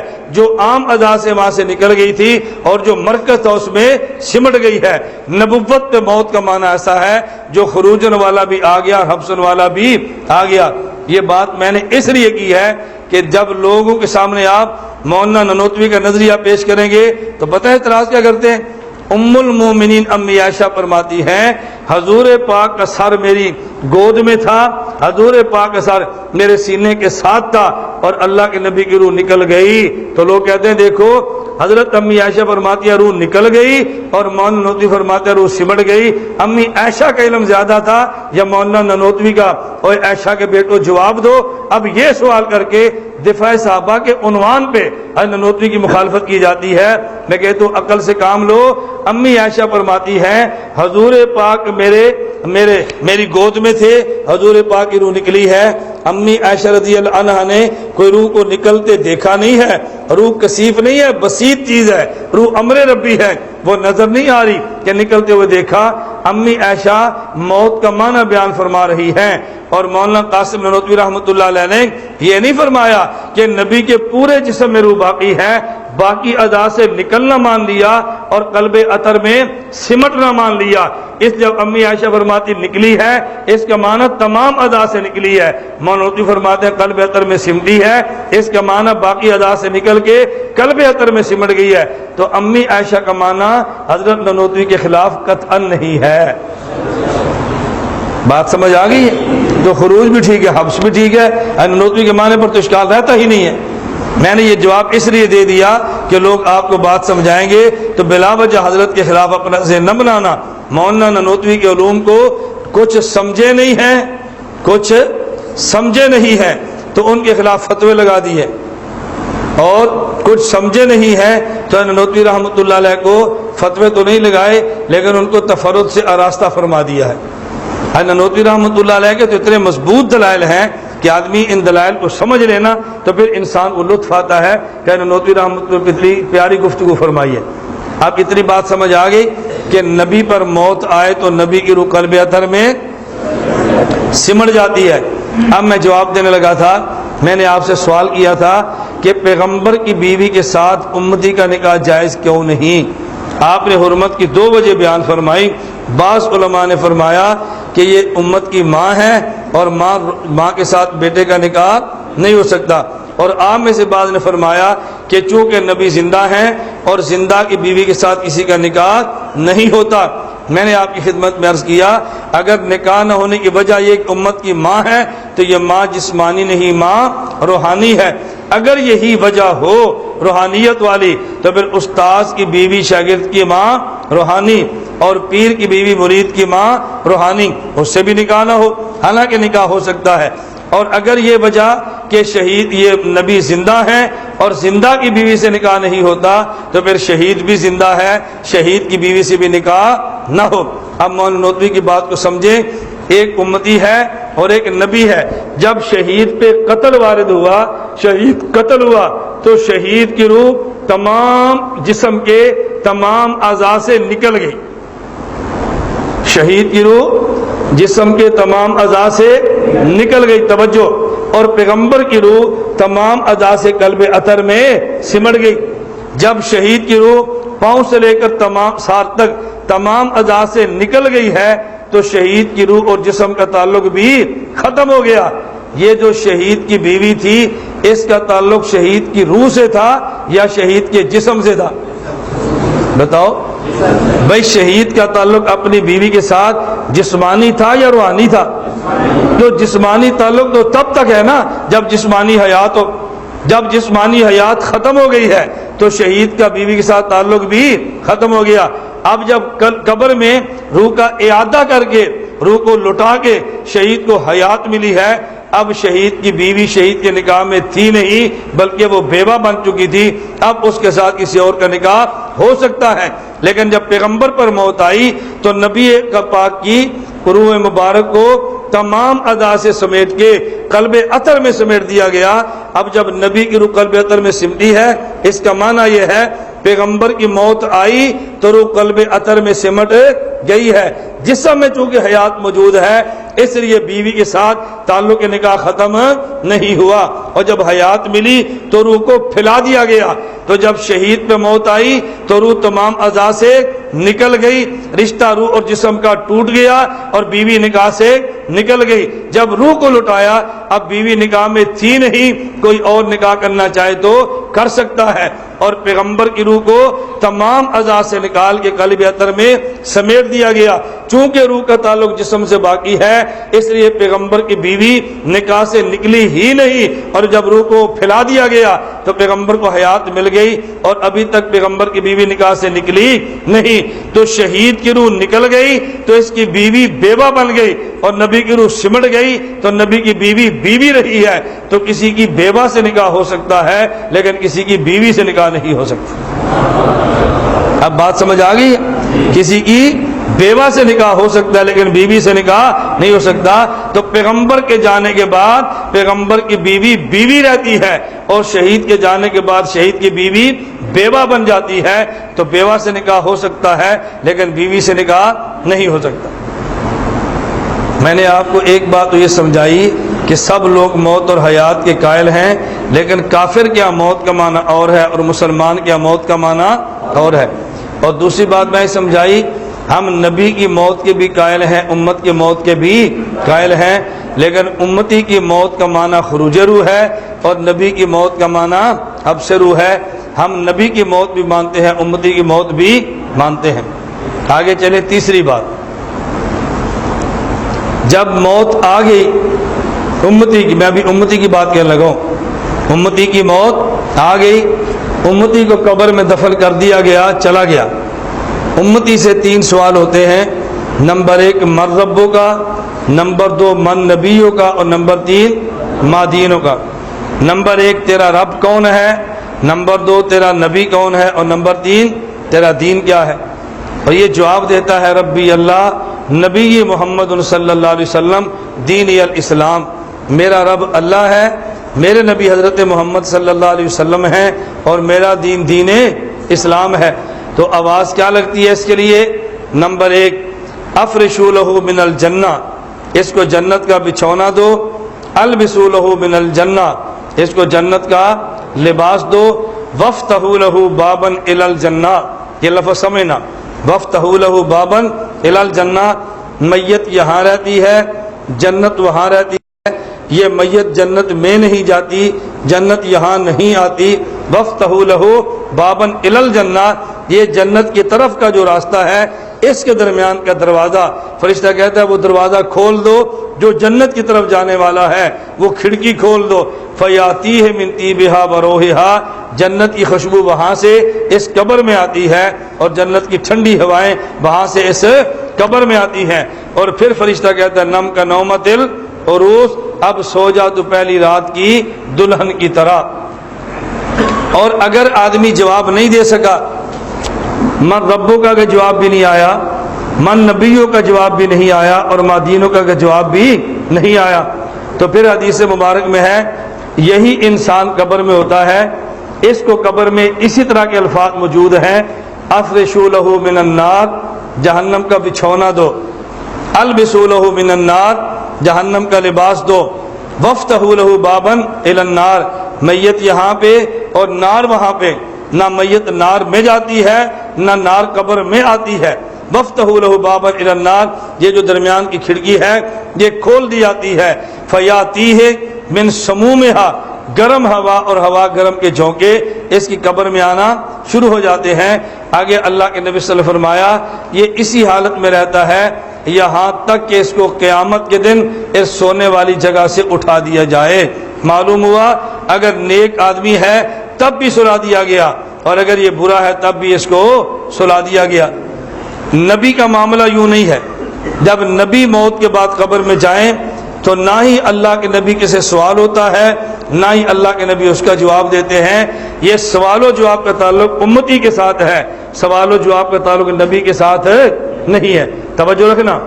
یہ اس کے بعد نم کہہ کے یہ امتی کو سلایا جاتا ہے، لیکن نبی کو نم کہہ کے قبر میں سلایا نہیں جاتا، بلکہ پیغمبر اور امتی کا معاملہ جدا ہے۔ نبی کے لیے الفاظ کون سے ہیں؟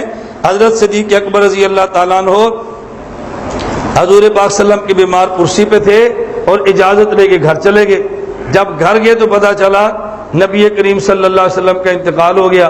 حضرت صدیق اکبر واپس آئے اور ایک ہاتھ حضور کے دائیں کندھے پہ اور ایک ہاتھ بائیں کندھے پہ، پھر صدیق اکبر رضی اللہ تعالیٰ عنہ نے فقبل ما بین عینیہ، نبی پاک صلی اللہ علیہ وسلم کی پیشانی مبارک کو دونوں آنکھوں کے درمیان بوسہ لیا، اور صدیق اکبر نے کہا طبت حیا و طبت میتا، اللہ کے نبی آپ دنیا میں تھے، آپ کا دنیا میں رہنا بھی مبارک تھا، اور آپ دنیا چھوڑ گئے، آپ کو دنیا کا چھوڑ جانا بھی آپ کا مبارک ہے۔ حضرت صدیق اکبر رضی اللہ تعالیٰ عنہ کی بہت ساری خصوصیات ہیں، لیکن یہ سیدنا صدیق اکبر کی خصوصیت ہے کہ جب کلمہ پڑھا اور حضور سے ملے تھے تو پہلی ملاقات میں حضور کی پیشانی کو چوما تھا، اور جب حضور کا انتقال ہوا اور رخصت کیا تو تب بھی صدیق نے حضور کی پیشانی کا بوسہ لیا تھا۔ جب ملے تھے تب بھی بوسہ، اور جب موت کی وجہ سے جدا ہوئے تب بھی بوسہ، یہ صدیق اکبر کی خصوصیت ہے۔ حضرت سیدنا صدیق اکبر رضی اللہ تعالیٰ عنہ ملک شام میں گئے، الخصائص الکبریٰ میں ہے، آپ نے خواب دیکھی اور عیسائی عالم سے خواب کی تعبیر پوچھی. اس نے کہا مکہ میں ایک آدمی پیدا ہوا جس کا نام محمد ہے, وہ نبوت کا دعویٰ کرے گا. وَأَنْتَ تَكُونُ وَزِيرَهُ فِي حَيَاتِهِ وَخَلِيفَتَهُ بَعْدَ مَمَاتِهِ. جب وہ دنیا میں زندہ ہوگا تو اس کا وزیر بنے گا, جب وفات پا جائے گا تو اس کا جانشین بنے گا. حضرت ابو بکر صدیق رضی اللہ تعالیٰ عنہ نے کسی آدمی کے سامنے دنیا میں اس خواب کو بیان نہیں کیا, اپنی خواب کو چھپا کے رکھا. اور جب سیدنا صدیق اکبر مکہ میں اللہ کے نبی نے دعوی نبوت فرمایا تو سیدنا صدیق اکبر نے پوچھا مد دلیل علی ما تدعی یا محمد, مد دلیل علی ما تدعی یا محمد, اے محمد جو آپ نے ابھی تو رسول کا انہیں اقرار نہیں کیا تھا نا, اس لیے یا محمد عرض کیا. مد دلیل علی ما تدعی یا محمد, اے محمد آپ کے دعوی نبوت پہ دلیل کیا ہے؟ رسول اللہ صلی اللہ علیہ وسلم فرمایا الدلیل علی ما ادعی الرؤیا التی رأیتہ فی الشام. صدیق میرے دعوی نبوت پہ دلیل وہ خواب ہے جو تو نے شام میں دیکھی ہے اور آج تو نے مجھ سے سوال کیا ہے. حضرت سیدنا صدیق اکبر نے فوراً کلمہ پڑھا, حضور سے معانقہ کیا اور آپ کی پیشانی کا بوسہ لیا. اور جب حضور دنیا سے جانے لگے تو پھر بھی صدیق نے پیشانی کا بوسہ لیا ہے. اس سے معلوم ہوا اپنے بڑے کی پیشانی کو چومنا یہ بدعت نہیں بلکہ صدیق کی سنت ہے, بلکہ صدیق کی سنت ہے. اب اس سے ہاتھ کا بوسہ لینے پہ استدلال خود بخود کیا جا سکتا ہے, ہماری سمجھ سے باہر ہے کہ لوگ ان باتوں کو بدعت کیسے کہہ دیتے ہیں. اللہ فہم عطا فرمائے اور اللہ سمجھ عطا فرمائے. حضرت ابو بکر صدیق رضی اللہ تعالیٰ نے فرمایا طبت حیم و طبت میتا. اب آگے صدیق اکبر کے لفظ سنے رضی اللہ عنہ. عرض کیا والذی نفسی بیدہ لا یذیقک اللہ الموتتین ابدا, والذی نفسی بیدہ لا یذیقک اللہ الموتتین ابدا. اے اللہ کے نبی میں اللہ کی قسم اٹھا کر کہتا ہوں ایک موت اللہ نے آپ کو چکھا دی ہے, دوسری موت اللہ آپ کو ہرگز نہیں چکھائے گا. والذی نفسی بیدہ لا یذیقک اللہ الموتتین ابدا, خدا کی قسم دوسری موت اللہ آپ کو ہرگز نہیں چکھائے گا. سوال یہ ہے یہ دوسری موت کون سی ہے جو سیدنا صدیق اکبر فرما رہے ہیں کہ حضور اللہ آپ کو نہیں چکھائے گا؟ ایک موت تو سمجھ آ رہی ہے, وہ دوسری موت کون سی ہے کہ جس کی نفی حضرت ابو بکر صدیق فرما رہے ہیں؟ اب آپ کو دیکھیں نا, چلے پہلے یہ سمجھ لیں پھر میں ایک بات اور بھی عرض کر دوں گا. دوسری موت کون سی ہے؟ جب آدمی قبر میں گیا تو فرشتے نے 3 سوال کیے اور تینوں کا جواب دیا تو نم کہہ کے سلا دیا, اور اگر تینوں کا جواب نہیں دیا تو پھر بھی اس کو سلا دیا. توجہ, اب بتاؤ جب آدمی پر موت آئی تو روح نکل گئی؟ بولو بھائی, جب موت آئی تو روح, اور جب قبر میں سوال و جواب ہوا تو روح کا اعادہ کرا دیا گیا. تو آد روح فی جسدہ. آپ الفقہ الاکبر میں امام ابو حنیفہ رحمۃ اللہ علیہ کا مسلک پڑھ لیں. امام ابو حنیفہ فرماتے ہیں اعادت الروح الی الجسد فی قبرہ حق, اعادت الروح الی الجسد فی قبرہ حق. میت کی روح کا قبر میں لٹا دینا یہ ہمارا برحق عقیدہ ہے, حنفیت کا عقیدہ ہے اعادہ روح والا. اور صریح حدیث موجود ہے نبی پاک صلی اللہ علیہ وسلم کی تو آد روح الی جسدہ او کما قال, کہ میت کی روح کو لٹا دیا جاتا ہے. اب دیکھو جب روح نکل گئی تو موت آ گئی, اور جب قبر میں روح کو لٹایا تو اب قبر میں حیات آ گئی. توجہ رکھنا, اب کیا آ گئی؟ حیات آ گئی. اس حیات کے ذریعے اس سے سوال بھی ہوئے اور میت نے سوال کا جواب بھی دیا. سوال و جواب کو فرشتہ کہتا ہے نم, اب اس کو سلا دیا گیا. میں پہلے آپ کو بتا چکا ہوں کہ آدمی سوئے اس پر نیند کا اطلاق ہے, اور یہ جو قبر میں نم کہا ہے نا یہ سمجھانے کے لیے اگر قبر میں پڑے ہوئے آدمی کی آپ نے زندگی کو سمجھنا ہے تو پھر دنیا میں اپنی نیند کو سمجھ لو. اگر یہاں کی نیند سمجھ آ گئی تو قبر کی زندگی بھی سمجھ آ جائے گی. اللہم بسمکا, بولو اللہم بسمکا. تو زندگی میں نیند تھی اور نیند کو موت کہہ دیا, اور قبر میں موت تھی تو موت کو نیند کہہ دیا. یہ سمجھانے کے لیے اگر تمہیں زندگی کی نیند ذہن میں ہے تو پھر قبر کی موت سمجھنا آسان ہے, اگر یہ نیند سمجھ لے پھر قبر کی موت بھی سمجھ میں نہیں آئے گی. اب اس کا معنی یہ ہے کہ قبر میں انسان کی زندگی ہے, لیکن وہ زندگی ایسے نہیں جیسے جاگنے والے کی ہے, بلکہ وہ زندگی ایسی ہے جیسے سونے والے کی ہے. زندگی ایسی نہیں جیسے جاگنے والے کی ہے، وہ زندگی ایسی ہے جو سونے والے کی ہے۔ سونے والے کی زندگی کیا ہے؟ میں قرآن کریم پڑھنے لگا ہوں، اللہ یتوفی الانفس حین موتها والتی لم تمت فی منامها، اللہ یتوفی الانفس حین موتها والتی لم تمت فی منامها۔ جب انسان پہ موت آئے اللہ تب بھی روح کو لے لیتے ہیں، اور جب آدمی پر نیند آئے اللہ تب بھی روح کو لے لیتے ہیں۔ اچھی طرح بات سمجھیں، اللہ یتوفی الانفس حین موتها والتی لم تمت فی منامها، موت کے وقت بھی نیند لیتے ہیں، اور جب آدمی کے اوپر موت آ جائے تب بھی روح کو لے لیتے ہیں، اور جب سو جائے تب بھی لے لیتے ہیں۔ آگے فَيُمْسِكَ الَّتِي قَضَىٰ عَلَيْهَا الْمَوْتَ وَيُرْسِلُ الْأُخْرَىٰ، اور جب آدمی پر موت کا فیصلہ ہو تو روکے رکھتے ہیں، اور جب زندگی کا فیصلہ ہو جائے تو چھوڑ دیتے ہیں۔ لیکن یہ تو سمجھ آ گئی نا کہ جب نیند آئے تو روح کو روک لیتے ہیں؟ نہیں سمجھ آئی؟ اور بھائی یہ تو سمجھ آئی نا کہ جس طرح موت آئے تو روح کو لیتے ہیں، نیند آئے تو روح کو، فرق کیا ہے؟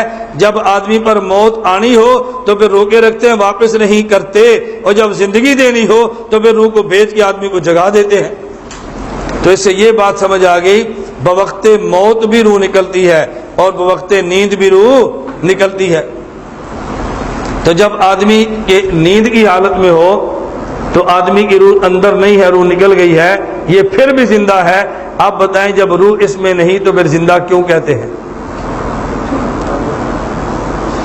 سمجھ آئی؟ اس جگہ تھوڑا سا دودھ پی لو، تھوڑا سا دودھ پی لو نا یار۔ دیکھو میں تو گرمی میں ٹھنڈا ٹھنڈا آپ کو دودھ پلا رہا ہوں، گرم گرم دودھ بھی نہیں پلا رہا، آپ بھی دودھ پی لو نا۔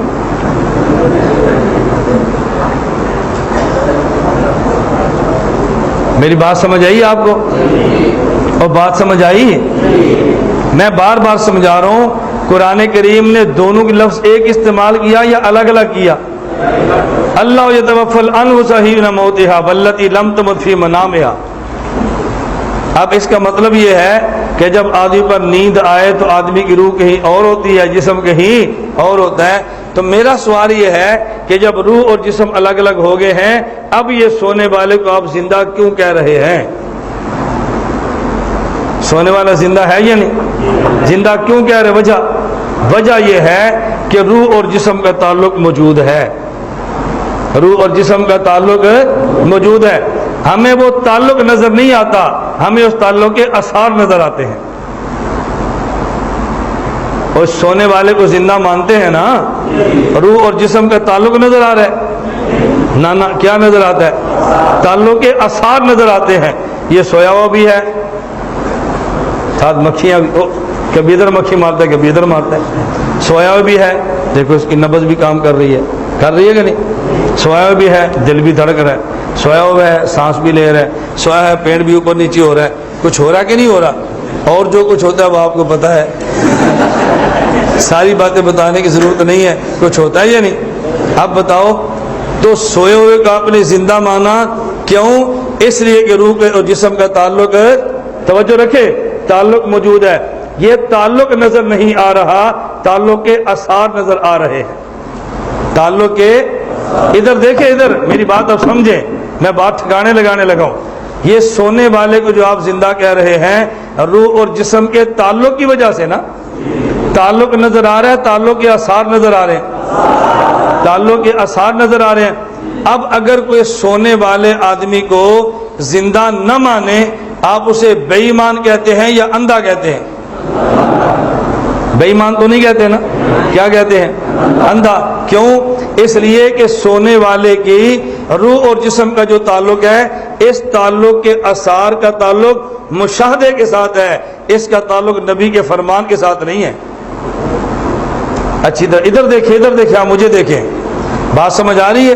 یہ جو تعلق کے آثار ہیں، اللہ کے نبی نے فرمایا کہ جب آدمی سو جائے تو سانس لیتا رہتا ہے، جب سو جائے پیٹ اوپر نیچے ہوتا رہتا ہے، جب سو جائے تو نبض چلتی رہتی ہے، جب سو جائے تو مکھیاں مارتا رہتا ہے، جب سو جائے تو کروٹیں بدلتا رہتا ہے۔ یہ حضور نے فرمایا، یہ آپ نے دیکھا؟ تو یہ تعلق کے آثار یہ آنکھ سے نظر آ رہے ہیں نا۔ اب اگر آدمی کو جو چیز آنکھ سے نظر آئے اور ایک کو نظر نہ آئے تو اسے اندھا کہیں گے یا بے ایمان کہیں گے؟ پتہ چلا کہ اس سونے والے کو ہم نے زندہ مانا روح اور جسم کے تعلق کی وجہ سے، اور اس تعلق کو مانا تعلق کے آثار کی وجہ سے، اور وہ آثار نبی کا فرمان نہیں، وہ آثار ہمارا مشاہدہ ہے۔ اور جو قبر میں پڑا ہوا ہے اسے ہم نے زندہ مانا، کیوں؟ اللہ کے نبی نے فرمایا نم، یہ سویا ہوا ہے، اور سویا ہوا وہی ہوتا ہے جس کی روح اور جسم کا تعلق آپس میں موجود ہو۔ لیکن اس کو زندہ مانا اس لیے کہ تعلق کے آثار نظر آئے تھے، اور اس کو زندہ مانا آثار نظر نہیں آ رہے، لیکن نبی پاک نے فرما دیا ہے جہاں آثار نظر آئے اور پھر نہ مانے اسے اندھا کہتے ہیں، اور جب آثار نظر نہ آئے نبی فرمائے اور پھر کوئی نہ مانے اسے بے ایمان کہتے ہیں۔ اس لیے سونے والے کی دنیا میں حیات نہ مانے اسے بے ایمان نہیں اندھا کہیں گے، اور قبر میں سونے والے کی حیات نہ مانے اسے اندھا نہیں بے ایمان کہیں گے۔ یہ مشاہدے کا انکار کرتا ہے، وہ نبی کے فرمان کا انکار کرتا ہے۔ اب بات آپ کو سمجھ آ گئی ہے؟ تو سونے قبر والے کی موت سمجھ آ گئی؟ قبر والے کی موت کیسی ہے؟ جیسے سونے والے کی ہے۔ جیسے آپ کہتے ہیں سونے والا تو سانس لیتا ہے، یہ تو نہیں لے رہا۔ آپ نے کہنا ہے یہ نیند عالم دنیا کی ہے، وہ نیند عالم برزخ کی ہے۔ یہ نیند عالم دنیا کی ہے اور وہ نیند عالم برزخ کی ہے۔ جب عالم بدل جائے تو عالم کی نعمتیں بدل جاتی ہیں، عالم بدل جائے علم بدل جاتے ہیں، عالم بدل جائے تو راحتیں بدل جاتی ہیں، عالم بدل جائے مشقتیں بدل جاتی ہیں، عالم بدل جائے تو حالات بدل جاتے ہیں۔ دنیا کی نیند ہوتی ہے جب آثار بھی نظر آئیں، اور قبر کی نیند ہوتی ہے بے شک آثار نظر نہ آئیں۔ یہاں کی نیند اور ہے اور وہاں کی نیند اور ہے، یہاں کی نیند اور ہے وہاں کی نیند۔ ہم اس نیند کو کیوں مانتے ہیں؟ ہمیں نیند سمجھ آ رہی ہے، یہ نبی فرما رہے ہیں، ہم کو سمجھ آ رہی ہے۔ نیند تو آپ کو آنی ہے نا۔ اس طرح آدمی جب سارے اسباب نیند کے اختیار کرے اور پھر نیند نہ آئے تو بڑی بیوقوف نیند ہوگی۔ بات سمجھ آ رہی ہے؟ آدمی پوری ٹیک شیک لگا کے ترتیب کے ساتھ سبق سنے اور پھر نیند نہ آئے، اس نیند سے بڑی کوئی بیوقوف نیند ہو سکتی ہے؟ تو میں نے آپ کو سمجھایا کہ قبر کے بعد کی زندگی سمجھ آئی؟ اب بولو سمجھ آئی؟ تو قبر کے بعد کی زندگی کیسے ہے؟ جیسے سونے والے کی ہے، لیکن یہ نیند کس کی ہے؟ امتی کی۔ یہ نیند کس کی ہے؟ نبی کی نہیں، یہ امتی کی ہے۔ امت سے سوال و جواب بھی ہے، سوال و جواب کے بعد پھر موت ہے، اور اس موت کا نام نیند ہے۔ اس موت کا نام، اس لیے اس موت کو سمجھنا ہو تو نیند کو سمجھو، ورنہ وہ موت سمجھ نہیں آ سکتی۔ چلیں آگے پھر سے، کیونکہ میں نے بات آخر تک چلانی ہے، یہ تھوڑی سی کر لوں جی، چلیں تھوڑی سی سمجھ لیں، مزید پھر کر لیں گے تاکہ بات تھوڑی سی قریب کی ربیہ اس کو سمجھا لیں۔ میں نے بتایا تھا کہ نبی کی موت جدا ہے اور نبی کی نیند بھی، امتی کی موت جدا امتی کی نیند بھی۔ یہ وہ جو اس دنیا میں تھی، اب چل رہا ہے اس دنیا میں، پہلے یہ عالم اور اب وہ عالم۔ اس عالم میں امتی کی حیات ایسے جیسے نیند۔ سیدنا صدیق اکبر فرماتے ہیں والذی نفسی بیدہ لا یذیقک اللہ الموتتین ابدا، حضور ایک موت تو وہ ہے من کان یعبد محمدا فإن محمدا قد مات ومن کان یعبد اللہ فإن اللہ حی لا یموت۔ مماتی اتنی بات پڑھتا ہے، اس کا نام آدھا خطبہ ہے، اس کا نام وہ جی ابو بکر صدیق کہتے ہیں حضور پہ موت آ گئی، یہ نہیں مانتے۔ میں نے کہا نہیں، ہم بھی مانتے ہیں موت آ گئی، صدیق بھی مانتے ہیں موت آ گئی، لیکن صدیق ایک بات اور بھی فرماتے ہیں والذی لا یذیقک اللہ الموتتین ابدا، اللہ کے نبی یہ موت میں آپ کی مانتا ہوں جو آ گئی ہے، اگلی موت میں نہیں مانتا۔ اگلی بات کون سی ہے؟ آپ صحیح بخاری اٹھائیں اور سیدنا صدیق اکبر کا یہی جملہ جلد اول صفحہ 117 پہ دیکھ لیں، اور اسی جملے کے تحت ابن حجر اسقلانی کی فتح الباری اٹھا لیں، بدر الدین آئینی کی عمدۃ القاری اٹھا لیں، الشیخ زکریا کی الکنز المتواری اٹھا لیں۔ آپ جتنی شروع حدیث دیکھیں گے تقریباً سب نے لکھا ہے مذہب اہل سنت والجماعت ان للمیت فی القبر موت و حیات غیر الانبیاء۔ اہل سنت والجماعت کا مذہب یہ ہے کہ قبر میں تمام مردوں کو حیات کے بعد موت ملتی ہے. جب یہ قبر میں گیا تو مردہ تھا، اعادہ روح ہوئی، روح کو لوٹا دیا، اب زندہ ہے، سوال و جواب کے بعد اس کو سلا دیا، اب یہ موت ہے. تو قبر میں ہر میت کو پہلے زندگی ملتی ہے اور زندگی کے بعد اس کو موت ملتی ہے، جو بصورت نوم ہے. غیر الانبیاء، انبیاء کے قبر میں سوال و جواب بھی نہیں، سوال و جواب کے بعد نیند بھی نہیں. انبیاء کے بارے فرمایا فَإِنَّهُ يَسْتَمِرُّ حَيَّا، جب نبی کی حیات آ جاتی ہے لا يَتَعَقَّبُهُ مَوْتًا بل يَسْتَمِرُّ حَيَّا. آپ اسی جگہ پہ صحیح بخاری کا حاشیہ اٹھا کے دیکھیں جو شیخ محدث احمد علی سہارنپوری نے لکھا ہے. فرمایا انبیاء کے بارے میں یہ امتی کے معاملے مسئلہ ہے. روح کو لٹایا، سوال و جواب کیے، اس کے بعد سلا دیا، جس کا نام موت ہے. نبی سے سوال و جواب بھی نہیں، اور پھر قبر میں حیات کے بعد لا یتقبہ موتن، نبی کی موت بھی نہیں، بل یستمر حیا، بلکہ ان کو دائماً حیات مل جاتی ہے. پتہ یہ چلا امتی کو قبر میں اعادہ روح کے بعد حیات ملی ہے، حیات کے بعد موت ملی ہے، جس کی صورت نیند کی ہے. اور نبی کی جب روح پھیل گئی یا اعادہ ہوا، اب پیغمبر کو حیات ملی ہے. اس کے بعد وہ نیند نہیں جسے موت کہتے ہیں، نہ وہ موت ہے جو بصورت نیند ہے. پتہ یہ چلا کہ قبر میں امتی زندہ جیسے سونے والا زندہ، اور نبی زندہ جیسے جاگنے والا زندہ. تکبیر، شان محمد مصطفیٰ، عقیدہ حیات النبی، متکلم اسلام مولانا ایاز گھمن صاحب، ترجمان علماء دیوبند مولانا ایاز گھمن صاحب، امیر عالمی اتحاد مولانا ایاز گھمن صاحب. حضور کل بھی زندہ تھے، حضور کل بھی زندہ تھے.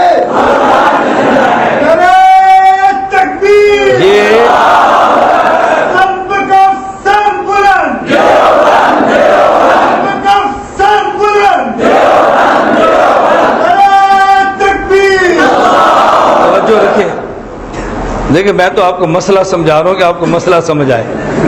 آپ بتائیں اللہ کے نبی بھی زندہ اور امتی بھی زندہ. امتی ایسے زندہ جیسے سونے والا زندہ، اور نبی ایسے زندہ جیسے جاگنے والا زندہ. نبی زندہ جیسے جاگنے والا اور امتی زندہ جیسے سونے والا. اب توجہ رکھنا، سونے والوں کی قسمیں کئی ہیں. سونے والوں کی قسمیں، بعض سونے والے وہ ہیں کہ جب سو جائیں تو سورج نکل آئے تو پھر بھی آنکھ نہیں کھلتی. مسئلہ سمجھیں. بعض سونے والے وہ ہیں کہ ہلکی ہلکی بارش بھی برس جائے تو آنکھ نہیں کھلتی، آپ دھماکہ بھی کر دے تو ان کی آنکھ نہیں کھلتی. اور بعض سونے والے وہ ہیں کہ ساتھ والا ہوا بھی خارج کرے تو اٹھ جاتے ہیں. ایسے ہی ہے نا. تو بعض گرنیڈ کے پھٹنے پر بھی نہیں اٹھتے اور بعض گرنیڈ کے ہلنے پر اٹھ جاتے ہیں. نہیں سمجھے آپ؟ مجھے پتہ نہیں سمجھے نا. گرنیڈ کی قسمیں ہوتی ہیں، الگرنیٹ و لہو قسمان. بعض گرنیڈ کے چلنے پر بھی نہیں اٹھتے اور بعض گرنیڈ کے ہلنے پر اٹھ جاتے ہیں. ایک گرنیٹ انسانی ہے، ایک گرنیٹ حیوانی ہے. میں بات سمجھا رہا تھا کہ سونے والوں کی قسمیں ہیں نا. توجہ رکھیں، توجہ. سونے والوں کی، ایک سونے والا صحت مند ہے اور ایک سونے والا چرسی پوڈری جہاز ہے. اچھی طرح بات سمجھیں، میری بات سمجھیں. میں بار بار کہتا ہوں، میں بات اس انداز میں کہتا ہوں کہ بات سمجھ آئے. میرا مقصد لطیفے نہیں ہے. جس طرح سونے والے کی قسمیں ہیں نا، اب ایک سونے والا وہ ہے کہ آپ کہتے ہیں ابھی بچوں سے کہنا یہاں نہ کھیلیں، ذرا دور رہنا، اور یہ خیال رکھنا استاد جی سوئے ہیں، ان کی نیند بڑی کچی ہے، بڑی جلدی اٹھ جاتے ہیں. اور ایک بندہ کہتا ہے وہ مسئلہ نہیں، اس کو جہاں چاہو سلا دو، اس نے نہیں اٹھنا ہی نہیں ہے. ہمارے ایک طالب علم تخصص کا یہاں پڑھتا تھا، وہ سویا، نیند اتنی پکی تھی کہ لڑکوں نے مذاق میں اس کو چارپائی کے اوپر باندھا اور باندھ کے اٹھا کے صبح یہاں بھینسوں کے بعد چھوڑ گئے. جب صبح اٹھا تو مدرسے میں نہیں تھا، بھینسوں کے بعد پڑا ہوا تھا. اس کو پھر بھی نہیں پتا میں سویا ہوں. طالب علم آپس میں مذاق کرتے ہیں نا، تو اس کو وہاں سے اٹھا کے یہاں رکھ دیا، اس کو پھر بھی نہیں چتا کہ مجھے کسی اور جگہ منتقل کر دیا گیا ہے. میں آپ سمجھانے لگا ہوں، ذرا نقطہ سمجھنا. بعض سونے والے ایسے ہیں کہ جن کی نیند اتنی حساس، ان کا مزاج اتنا حساس ہوتا ہے، ہلکی سی آہٹ سے اٹھ جاتے ہیں. اور بعض ایسے ہیں کہ ڈھول بجائیں تو پھر بھی نہیں اٹھتے. ہلکی سی آہٹ سے اٹھنے والے کہتے ہیں بھئی دیکھو اس کا بہت زیادہ خیال کرو، توجہ رکھیں۔ اب ایک نیند اس کی ہے، ہلکی سی بات پر بھی اٹھ جاتا ہے تو لوگ کہتے ہیں یار یہ سنتا ہے، یہ کیا ہے؟ سنتا ہے۔ اور بعض ایسے ڈھول بھی بجائے تو نہیں اٹھتا۔ اب اس حساس مزاج والے کو دیکھے تو آپ نے کہنا سونے والا سنتا ہے، اور ڈھول بجائیں تو پھر بھی نہ اٹھے، اسے دیکھے تو آپ نے کہنا یہ نہیں سنتا۔ تو بعض سونے والے ایسے ہیں کہ وہ نہیں سنتے، نیند اتنی برباد ہے، اور بعض سونے والے ایسے ہیں ہلکی سی آہٹ پر بھی اوپر اٹھ جاتے ہیں۔ اس لیے ہم کبھی اس سونے والے کو دیکھے تو کہتے ہیں سنتا ہے، اور اس کو دیکھے تو کہتے ہیں نہیں سنتا۔ یہ جو ہمارے یہاں مسئلہ چلا ہے کہ عام اموات کے بارے میں عام اموات کا سماع اختلافی ہے، بعض کہتے ہیں صحابہ وہ سنتے ہیں، اور بعض صحابہ کہتے ہیں وہ نہیں سنتے۔ اموات کا سماع اختلافی اس لیے ہے کہ ایک میت وہ ہے جو ابو جہل کی ہے، اور ایک میت وہ ہے جو ابو بکر صدیق کی ہے۔ ایک میت وہ ہے جو ابو جہل کی ہے، اور ایک میت وہ ہے جو ابو بکر صدیق کی ہے۔ ابو بکر صدیق کی میت کو یوں سمجھے جیسے حساس مزاج والا سویا ہے، اور ابو بکر کی میت، ابو جہل کی میت کو یوں سمجھے کہ جیسے ڈھول پیٹے تب بھی نہ اٹھے، اس طرح کا بیمار سویا ہوا ہے۔ تو جن نے ان کو دیکھا ان نے کہا جی یہ سن لیتا ہے، اور جن نے ان کو دیکھا ان نے کہا کہ نہیں سن لیتا۔ تو سماع موتیٰ میں اختلاف اموات کے احوال کی وجہ سے ہے۔ بعض کے احوال اتنے عمدہ ہیں ان پر سماع کی بات فرما دیتے ہیں، اور بعض کے احوال اتنے گندے ہیں ان کی سے سماع کی نفی کر لیتے ہیں۔ تو یہ مطلب ہے کہ صحابہ کرام کے دور سے عام اموات کا سماع اختلافی ہے، لیکن انبیاء کے سماع میں کسی کا کوئی اختلاف نہیں ہے۔ ایک بات اور سمجھ لیں، یہ جو ہم کہتے ہیں عام اموات کا سماع اختلافی ہے، بعض کہتے ہیں سنتے ہیں، بعض کہتے نہیں سنتے۔ اگر یہ دیکھیں کہ یہ میت سونے والے کی طرح ہے، یہ دیکھیں کہ میت سونے والے کی طرح ہے، تو سونے والا سنتا ہے یا نہیں سنتا؟ سونے والا سنتا ہے یا نہیں سنتا؟ جو مماتی کہے نا، مماتی کہتے ہیں سویا مویا ہکو جیا، سویا مویا ہکو جیا، یہ تقریروں میں کہتے ہیں کہ جیسے سونے والا ویسے مرنے والا دونوں ایک جیسے ہیں۔ جب یہ کہ نا ہکو جیا، اگر یہ کسی جلسے پر آئے اور آپ کے علاقے میں سویا ہو تو اس کے جہاں یہ سوئے وہاں 4 لڑکے کھڑے کر دے باہر کھیلنے کے لیے۔ لوگ کہیں گے حضرت صاحب سوئے ہیں، آپ نے کہنا سویا مویا ہکو جیا، یہ نکڑا سننا ہے، بچیاں تو کھیلنے دو نا۔ اب اس کا مطلب وہ سمجھتے ہیں کہ سویا سنتا ہے، تو جب سویا مویا ہکو جیا ہے تو سویا سنتا ہے، پھر مویا کیوں نہیں سنتا؟ بات سمجھ آ رہی؟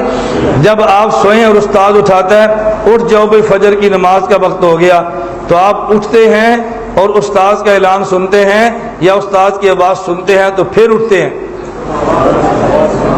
استاد کی آواز سن کر اٹھتے ہیں یا اٹھ کر آواز سنتے ہیں؟ اس کا مطلب یہ کہ حیاتی یا مماتی سارے طالب علم قائل ہیں کہ سونے والا سنتا ہے۔ اگر سونے والا سنتا نہ ہو تو چلو حیاتیوں کے مدرسے میں تو استاد اٹھا دے، لیکن ان کے مدرسے میں تو استاد کو نہیں اٹھانا چاہیے نا، کیوں ان کا تو سونے والا سنتا ہی نہیں ہے، اٹھانے کا فائدہ کیا ہوا؟ اس سے معلوم ہوا، اب میں بات سمجھانے لگا ہوں کہ جب یہ سونے والے کی طرح ہے، سونے والا سنتا ہے، میت بھی سنتی ہے، پھر صحابہ میں اختلاف کیوں ہے؟ بعض کہتے ہیں سنتے ہیں اور بعض کہتے ہیں نہیں سنتے۔ رضی اللہ عنہ اختلاف کی وجہ سمجھنا، اگر دیکھے کہ میت کافر ہے تو کافر میت کو عذاب اتنا سخت ہو رہا ہے کہ پیچھے والے کی بات وہ نہ سنے تو قابل تعجب نہیں ہے۔ آپ تھانے میں جائیں کسی بندے کو چھڑانے کے لیے اور پولیس والے اس کو الٹا لٹکا کے اس کی ٹھکائی شروع کر رکھی ہو، آپ اس کے پاس کھڑے ہو کر جتنی باتیں کریں اس کو پتہ بھی نہیں چلنا کہ آپ نے بات کی ہے، اور پتہ بھی نہیں چلنا آپ آئے تھے بھی کہ نہیں آئے تھے۔ کیوں؟ اس میں پتہ چلنے کی صلاحیت نہیں ہے، یا اس لیے پتہ نہیں چلا کہ مار کھا رہا تھا۔ اب قبر میں اگر کافر پڑا ہوا ہے، اگرچہ وہ سونے والے کی طرح ہے، لیکن وہ کافر کیوں نہیں سنتا؟ اس لیے کہ وہ ٹھکائی کے اندر مشغول اتنا ہے کہ باہر والے کی بات سنے گا کیسے؟ اور اگر وہ نیک اور ولی ہے اور وہ سویا، وہ کیوں نہیں سنتا؟ اس لیے کہ وہ تجلیات الہیہ کے اندر مشغول ہے، اللہ کے انوارات کے اندر مشغول ہے، جنت کی نعمتوں کو دیکھ رہا ہے، اس لیے پچھلے کی بات نہ سنے تو کوئی فرق نہیں پڑھتا. اگر اس بات کو دیکھے مشغول ہے ہم نے کہا نہیں سنتا, اور اگر اس بات کو دیکھے سونے والا ہے, سونے والا سن سکتا ہے, تو پھر کہتا جی مردہ سن لیتا ہے. اگر نفس نوم کو دیکھے تو سماع کے قائل ہیں, اور میت کی مشغولیت کو دیکھے تو پھر عدم سماع کے قائل ہیں. جس نے نفس نوم کو دیکھا اس نے کہا جی میت سنتی ہے, اور جس نے میت کی مشغولیت کو دیکھا اس نے کہا میت نہیں سنتی. تو یہ نزاع لفظی ہوا, نزاع حقیقی ہوا؟ بولو. اس لیے کسی فرقے پر کوئی فتویٰ نہیں ہے. جو کہہ دے سنتا ہے وہ بھی ٹھیک ہے, جو عام اموات کے بارے میں کہہ دے نہیں سنتا وہ بھی ٹھیک ہے, کیونکہ نزاع حقیقی نہیں بلکہ نزاع لفظی ہے. لیکن اتنی بات طے شدہ ہے کہ فی الجملہ سماع کے سارے صحابہ قائل ہیں. فی الجملہ سماع کے سارے, فی الجملہ کا معنی خاص خاص مقامات پہ سارے لوگ سماع کے قائل ہیں. خاص خاص مقامات پہ میت کو دفن کیا جانے لگے, حتی انہو لیسمع قرع نعالہم, اس پہ سارے قائل ہیں. جوتے کی آواز سن رہا ہے. قبر میں جائیں تو میت کو آ کر منکر نکیر کہتے ہیں من ربوں کا, من نبیوں کا, من دینوں کا. توجہ, میت جو سوال کا جواب دیتی ہے, سوال سنتی ہے جواب دیتی ہے, جب بغیر سنے کہتی ہے ربی اللہ. جی بتاؤ نا, تو پھر اس کا کیا معنی کہ میت نہیں سنتی؟ جو بندہ میت کے سوال و جواب کا قائل ہے وہ میت کے سماع کا قائل کیوں نہیں ہے؟ جب میت نے سوال کا جواب دینا ہے تو سننا ہے تو سوال کا جواب دینا ہے نا. جب سننا ہی نہیں تو سوال کا جواب کیسے دینا ہے؟ یہ معاملہ عام اموات کا تھا, لیکن انبیاء کا معاملہ عام اموات کا نہیں. انبیاء ایسے زندہ جیسے جاگنے والا زندہ, تو جاگنے والا سنتا ہے یا نہیں سنتا؟ اس لیے انبیاء کے سماع میں کوئی اختلاف نہیں. البتہ صحابہ کرام کے دور سے عام اموات کے سماع میں اختلاف ہے. بعض کہتے ہیں سن لیتے ہیں اور بعض کہتے ہیں نہیں سنتا. اس بات کو فتاوی رشیدیہ میں حضرت مولانا گنگوہی نے کیسے سمجھایا؟ مولانا گنگوہی سے کسی نے پوچھا حضرت میت کی قبر پہ جا کر یہ کہنا کہ تم ہمارے لیے اللہ سے دعا کرو, یہ جائز ہے یا جائز نہیں؟ استشفاء. ہر فرمانے لگے کہ جن کا یہ عقیدہ ہے کہ میت سنتی ہے وہ کہتے ہیں جائز ہے, اور جن کا عقیدہ یہ کہ میت نہیں سنتی وہ کہتے ہیں جائز نہیں.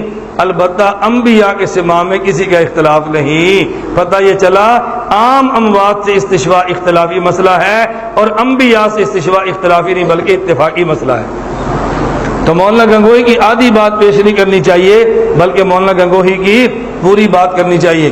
میں نے آپ کی خدمت میں 3-4 باتیں پیش کر دی. نمبر 1, ہم موت کے قائل ہیں. آگے نمبر 2, نبی کی موت الگ ہے, امتی کی موت. نمبر 3, قبر کے بعد, قبر میں موت کے بعد امتی کی حیات الگ ہے اور نبی کی حیات الگ ہے. بات سمجھ آ گئی ہے؟ نبی کی حیات ایسے جیسے جاگنے والا, اور امتی کی حیات ایسے جیسے سونے والا. ایک بات اور کہہ دوں, اصل میں کہتا ہوں میں ٹائم بھی دیکھتا ہوں, آپ پھر تھک نہ جائیں. بتائیں. چلو میں صرف چھوٹی سی بات کہہ کر آج کے سبق ختم کرتے ہیں, پھر آگے شروع ہو جائیں گے. ایک بات چھوٹی سمجھ لیں کہ لوگ آپ سے کہیں گے مماتی کہتے ہیں, مماتی کہتے ہیں دیکھو اصل ان کا عقیدہ یہ ہے کہ ابو جہل زندہ ہیں, یہ نبی کی حیات کو بطور ہتھیار کے استعمال کرتے ہیں. پھر وہ آپ سے پوچھیں گے اچھا آپ بتاؤ ابو جہل کو زندہ نہیں مانتے؟ آپ نے کہنا مانتے ہیں. وہ کہیں پھر ہم ٹھیک کہتے ہیں نا, اصل نظریہ ابو جہل کی حیات کا ہے اور پیغمبر کی حیات کو محض استعمال کیا جاتا ہے الیاذ باللہ. میں کہتا ہوں حیات میں فرق سمجھنا. کافر بھی زندہ ہے قبر میں, زندگی اتنی ہے قدر ما یتلذذ و یتألم, اتنی سی حیات موجود ہے جس سے اس کو شعور ہو جائے دکھ کا بھی اور شعور ہو جائے سکھ کا بھی. نمبر 2, مومن بھی زندہ ہے. نمبر 3, شہید بھی زندہ ہے. نمبر 4, نبی بھی زندہ ہے. ہم چاروں کو زندہ مانتے ہیں یا نہیں؟ توجہ رکھنا. نمبر 1 کافر, نمبر 2 عام مومن, نمبر 3 شہید, نمبر 4. ان چاروں کی حیات میں کیا فرق ہے؟ کافر بھی زندہ, عام مومن بھی زندہ, شہید بھی زندہ اور نبی بھی. میں چاروں کی حیات مثال دے کر سمجھانے لگوں, اچھی طرح آپ سمجھیں. آپ, میں نے کہا میرے داڑھی کے بال دیکھیں, یہ بال زندہ ہے یا نہیں؟ اگر دیکھیں کہ بڑھتا ہے اس کا معنی زندہ, تبھی تو بڑھ رہا ہے. اور جب اس کو کاٹے تو تکلیف نہیں ہوتی، اس سے معلوم ہوتا ہے زندہ نہیں ہے۔ اب ہم کہتے ہیں کہ داڑھی کا بال بھی زندہ ہے۔ آگے چلیں، نمبر 2 رخسار بھی زندہ ہے، نمبر 3 آنکھ کی پتلی بھی زندہ ہے، نمبر 4 سر میں دماغ بھی زندہ ہے۔ لیکن چاروں کی حیات میں فرق ہے یا نہیں؟ کافر ایسے زندہ جیسے آپ کے جسم کا بال زندہ، کافر ایسے زندہ جیسے جسم کا، اور مومن ایسے زندہ جیسے آپ کی رخسار زندہ۔ یہ حیات رخسار والی بال کی حیات سے قوی ہے، اور شہید ایسے زندہ جیسے آپ کی آنکھ کی پتلی زندہ ہے، آنکھ کی پتلی کی حیات رخسار سے بڑھ کر ہے، اور نبی ایسے زندہ جیسے آپ کے سر میں دماغ زندہ ہے۔ بات سمجھ آ گئی ہے؟ کافر ایسے زندہ جیسے سر کا بال زندہ، اور عام مومن ایسے زندہ جیسے رخسار زندہ، اور شہید ایسے زندہ جیسے آنکھ کی پتلی زندہ، اور نبی ایسے زندہ جیسے جسم میں دماغ زندہ ہے۔ تو حیات چاروں میں ہے، لیکن حیات کے درجات ہیں۔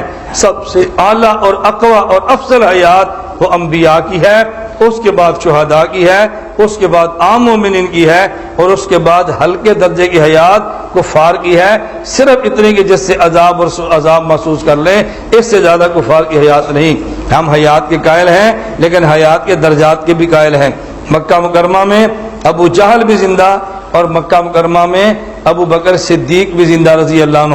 ابو جہل چلتا اس پر لعنتیں برستی، ابو بکر صدیق جاتے تو اس پر رحمتیں برستی۔ زندگی دونوں کی ہے، لیکن ایک کی زندگی لعنت والی ہے اور ایک کی زندگی رحمت والی ہے۔ قبر میں حیات دونوں کو ہے، ایک کی عذاب والی ہے اور ایک کی راحت والی ہے، ایک کی جہنم والی ہے اور ایک کی جنت والی ہے۔ زندگی دونوں کی ہے، لیکن زندگی اور زندگی میں فرق ہے۔ اللہ ہم سب کو یہ مسئلہ سمجھنے کی توفیق عطا فرمائے۔